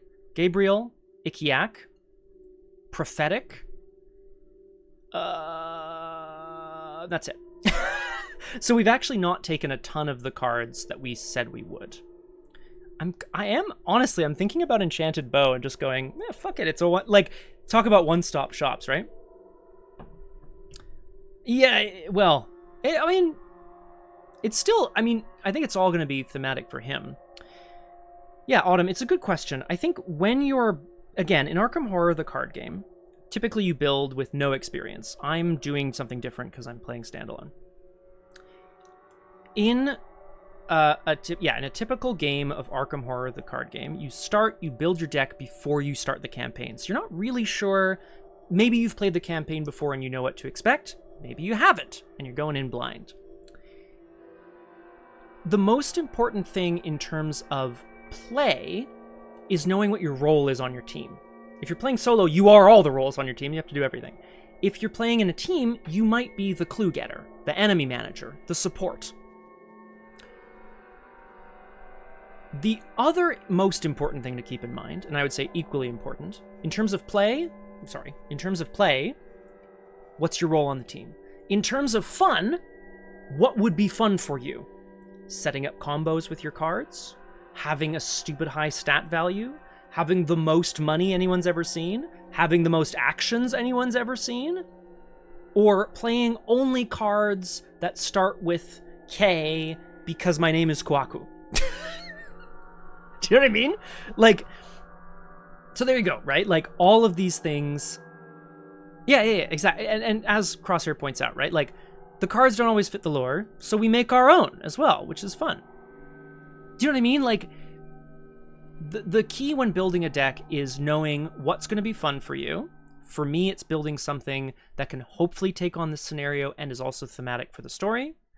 And knowing what your role is on the team so that you don't, if your role is the main clue getter and you don't take any cards that get you multiple clues in one action, you're not going to be very effective for your team. Oh, Cthulhu, is it? It's a spell? Yeah, I'm with Crosshair on that. It would be fun to look at, but it wouldn't be fun to play. Okay, guys, I'm going crazy. I'm taking the bow because Word of Command fetches a spell card. I know. It's absolute insanity in here, but we're taking the bow.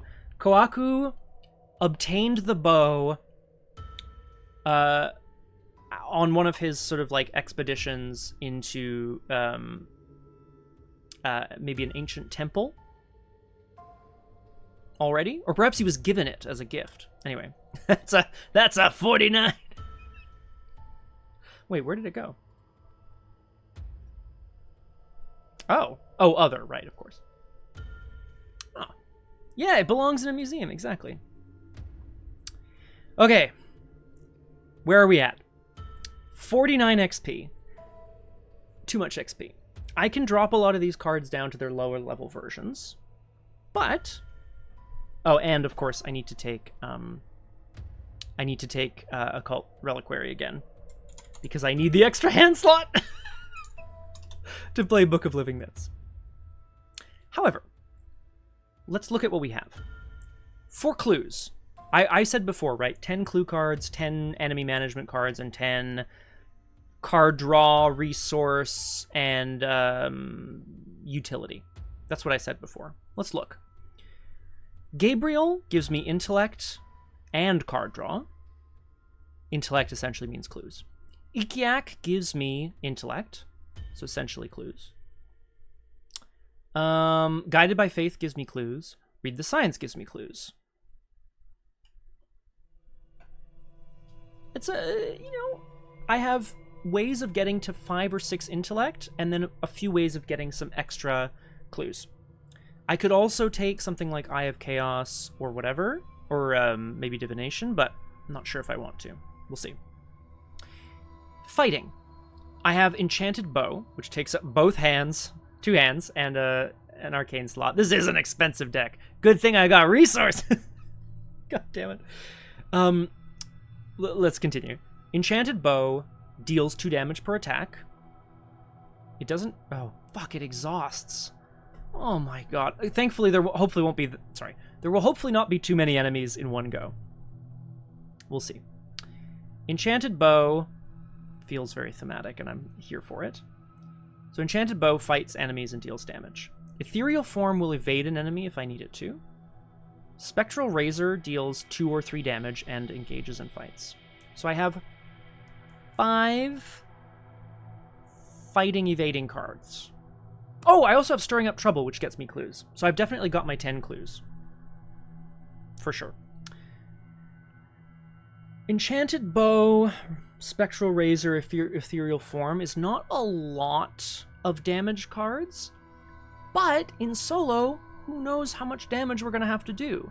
As long as I get my bow down and I can grab a copy of Spectral Razor, I should be okay. Let's look at my utility cards then, because I also have too many cards generally. Scrimshaw Charm gives money.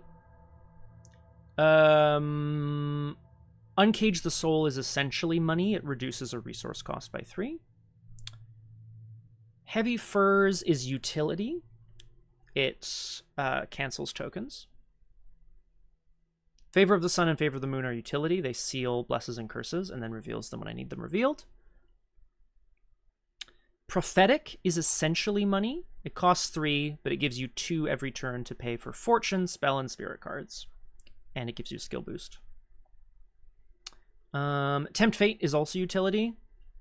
I would say 100% necessary. And it's a good point, Cthulhu. This gives blesses and curses. And Word of Command is also utility. It's essentially draws you a copy of a spell card that you need. So specifically Prophetic or Spectral Razor or Read the Signs. And Promise of Power. Ah, good shout, Crosshair. Although I will say, ooh, that's a good point, actually. Are we going to go in on this or not? Because Favor of the Moon, when you resolve the token as if you just drew it from the Chaos Bag, it then disappears. Oh, and a Covenant. I need to throw in a Covenant. Did we land somewhere on the Covenants, guys? I feel like we saw maybe Paradoxical. Fuck it. Guys, I'm going to do something absolutely insane. I'm just going to pack the bag. I'm going to pack the bag and just hope to draw what I need. And I'm going to use Book of Living Myths to get the Bless and Curse out that will hopefully trigger the Paradoxical Covenant. Now, do I have enough ability to do stuff? I think so. Let's look at XP. 50 XP required. Phew. Okay. I think we can do away with some of my allies. So like maybe 1 copy of Ikiak can go. Maybe both even. Spectral Razor, Read the Signs, and Ethereal Form all have lower level versions. And I definitely don't need the higher level versions of them. Read the Signs is nice because it returns to hand, but we don't need that. I also have too many cards. I think I'm doing more Soak, Cthulhu, but Key of Solomon is definitely a good card, for sure. It's a tome that allows you to remove a Bless to heal, or remove a Curse to gain money. Classic Graspy Loot. Well, well, well. Everyone hates Ethereal Form, do they? Well, joke's on you when I survive using it. Let's get the XP down first, and we'll talk about where we're at after that. No, of course. Because I think I'm going to have to drop more XP from my XP cards. 1 copy of Prophetic right away. Uncage the Soul, we're doing the lower level versions. Where am I at now? 35 XP? Not there. Or we're not there. It's not bad. Word of Command, I can probably get away with just one. Now I have too few cards. I could get that second copy of Ethereal Form. 33 XP is pretty good. If I can... if I can... Oh boy, if I can drop... Well, if I drop both copies of Spectral Razor down to 0 XP, I'll be at 29 XP. Let's look at the XP we've spent. 2 copies of Enchanted Bow. Ludicrous. I really only need... I shouldn't get rid of too many. Priest of Two Faiths adds blesses and curses. Ikiak deals with extra weaknesses. I only need 1 copy, I'm pretty sure. And now, let's say 1 copy of Priest of Two Faiths. 29 XP. 29 XP. I think we could probably do... What was the other card I could take? Stargazing? Would you like Stargazing? Okay. Oh, skill cards. How's the resources? We got Scrimshaw Charm. We've got 2 copies of Uncage the Soul, which play spells or relics for cheaper. So that would be, I guess, specifically for playing the bow. Classic. Well, well, well. Olive McBride. Up north with me again. I've got Scrimshaw Charm, which is money for actions, which is a little meh. Oh, Voice of Ra. Yes, we were talking about this. Voice of Ra does work quite well here. It's money and additional money if you reveal symbols, which hopefully there will be symbols. Let's look at the XP expenditure again really quick. Enchanted Bow, which is my enemy solution. Prophetic, just 1 copy. Gabriel, Ikiak, Priest of Two Faiths, Charisma, Occult Reliquary, Paradox of Covenant. That's where a lot of that's going. Stirring Up Trouble, Word of Command, Spectral Razor level 2, which allows me to reuse it. Autumn, great question. There are very few cards in the player pool that offer XP. Very few. You mostly earn it in play. So in every scenario, there's ways of earning XP by accomplishing certain objectives, investigating certain locations, maybe defeating certain enemies. But there are a few player cards that you take either at deck creation or early in the game that either just give you XP straight. Some investigators start with a bit of XP because they're experienced or whatever, I don't know. Or that offer you a discount on certain things. Oh, if you take this card, the first spell you upgrade costs less to upgrade. That sort of thing. So there's ways of playing around with this, but typically when you're playing the game, when you start, typically when you start the game, you start at 0, and then you can earn XP through playing, basically. Yeah. Now, Graspy Loot, is that, like, I'm not sure... Why, though? Because I don't know if I want to start with damage or horror. If that makes sense. I know what you're saying. It would basically be... I would... Wait, no, hang on. But I can just take... no, I can just take the XP for free. I don't know if I need... In the Thick of It doesn't do anything for me. Like, why would I want trauma? You know? Okay. I'm still down 1 card, which is fine. In terms of my XP, Spectral Razor, which I will hopefully potentially be using multiple times, but I don't actually need that many, so I'm going to take 1 out. Oh, yeah. 29. Could I potentially drop this down to 19 again? I think so. 1 copy of Enchanted Bow. Both Spectral Razors would be 0 XP, so that's 4 less, which would take me to 23. It's starting to get tricky because I want to keep Word of Command. I want to keep all of my permanents. I think I'm going to play at 29. I think I'm going to play at 29. Oh, God! There's a whole card I wanted to take, which is Fae. Although I can't guarantee that a thing will be revealed. Yeah, no, never mind. Exactly, Crosshair. What's the chance? 3 basic weaknesses? Yikes. Sorry, everybody. Lost my music, but then I have to go and enjoy my lunch.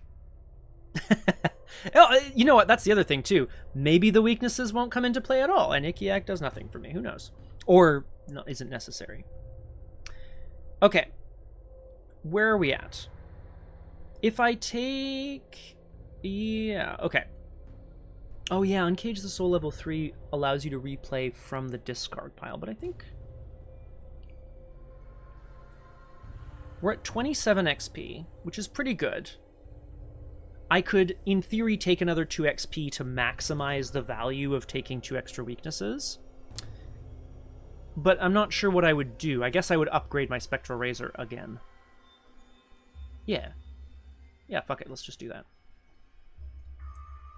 Oh, and now I'm at 30. Or 29 cards, so I can take an extra card. I think I probably want good stuff.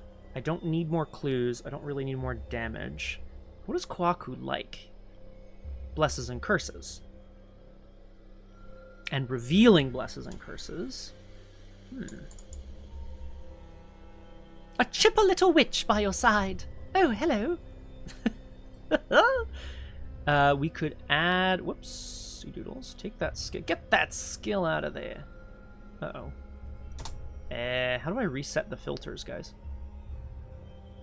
Oh, I don't remember how to reset filters. Shoot. Well, that's bad. Damn it. Okay, I don't remember. Keep faith is a way of adding blesses to the bag. Do I need more? Do I need more blesses is the question. Blesses or curses. I'm looking for a nice, solid level 0 card is what I'm looking for. In Mystic, probably. Just a single copy of something that'll help us do what we need to do. Or maybe just something that feels good for Kohaku. Talisman of Protection. Crosshair, you got to it first, and I love it. It takes up an arcane slot. It's fast. It will save my life if I'm about to die. Perfect. Now, look, let's be real. What do I see as being issues with this deck? Boo! What do I see as being issues with this deck? Well, it has been pointed out it is quite expensive, and my resource generation is action intensive. I don't have a way of deciding when I'm going to draw the blesses and curses that I've put in the bag. I'm leaving it up to fate a little bit. But I've got good ways of getting clues. I've got good ways of dealing with enemies. I've got a couple of good ways of increasing my skill value, if I need to. I think, yeah, Crosshair, I'm pretty sure Is she blessed? Is she blessed? I can't spell. Here we go. Nephthys! Damn it.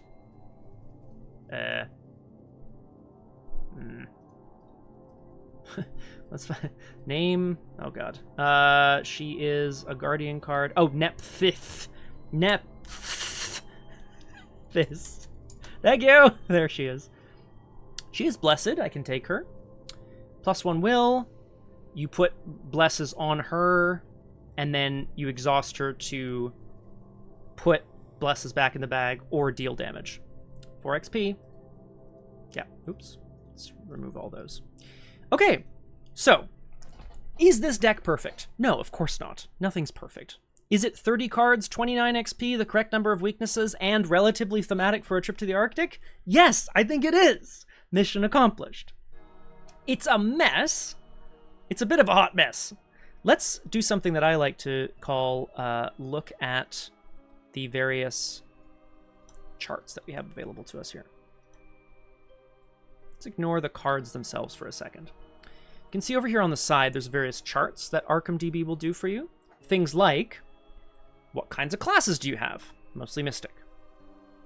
Skill card icon, or card skill icons. So the icons that exist on the cards that you have in your deck. Mostly Will, bit of Intellect, and a good number of wild icons. That's great. Asset slots. Ally, arcane, hand arcane, so good distribution of slots. And this is the most important one, I would argue. This is the card cost. X is ignored. Most of my cards cost 2. Not most, sorry. 12 of my 30 cards cost 2 resources. Between starting with 5 and a bit of resource generation, that's not that bad. Voice of Uncage the Soul can play some of my 3 cost cards. And a lot of my cards cost 0. So it's not bad. Okay, I think overall, I didn't take Protecting the Unique. I didn't take Stargazing. I didn't take Ofuda. But I think overall, we've done pretty well for ourselves in terms of building something thematic. Guys, this has been a very long stream. But like I said at the very beginning, before a number of people showed up, this is more akin to a solo RPG, which famously lasts like hours. Okay. If you have any questions about this, reach me on the Discord. If you like this sort of thing, reach me on the Discord. The next time I do either a Twombed or a solo Doomed campaign, maybe I'll do another deck building stream. And I can have, come roast my deck choices with me. Yeah. Yeah, to be fair, this sort of, like, you go and look at someone else's pre-made deck on Arkham DB and you go, oh yeah, that's a good base. And then you go in and you switch a few cards out. Or you just slap an investigator and just start looking up cards that do certain things or cards by title or whatever. And you just go, yeah, done. I'm explaining a lot of stuff. I'm defending myself. Just kidding. And so these things take time. Yeah, but I feel like we've managed to create something that feels thematic for the scenario, the investigator, and it should be a good time. I will not be streaming next week at the regular time. However, there will be a Doomed stream to actually jump into this scenario. Whether it's midweek or later in the evening next Saturday. I mean, you could Graspy Loot. I think it's a question of how much you agonize over certain things. Crosshair, if you'll allow me to say, Crosshair, I think you're a big fan of just like slapping shit in there and making it work, But yeah, and that's what I'm talking about. There's this wonderful, range. No problem, Cthulhu. In fact, Cthulhu, I'll send it to you, but I'll also post it on the Discord if people are interested. Is it a bit of a mess? Yeah, but it's our mess. We're hoping to have Drew Crew in about 45 minutes time, but stay tuned to the Discord for updates on that. Montreal by Moonlight tomorrow, 2 p.m. Eastern on RPG Clinic. And and of course, there'll be streams throughout the week from me. I'm hoping to be home in time for Tuesday for a very special, very exciting new Method Madness. Stay tuned for that on Discord as well. Guys, you're all the best. Thanks so much. Let me know if you like this kind of content on YouTube or on the Discord, and we'll hopefully do some more. We'll see you on Drew Crew soon, hopefully, and on Montreal by Moonlight or just around the place. Thanks so much for joining me, guys. See you next time on Doomed.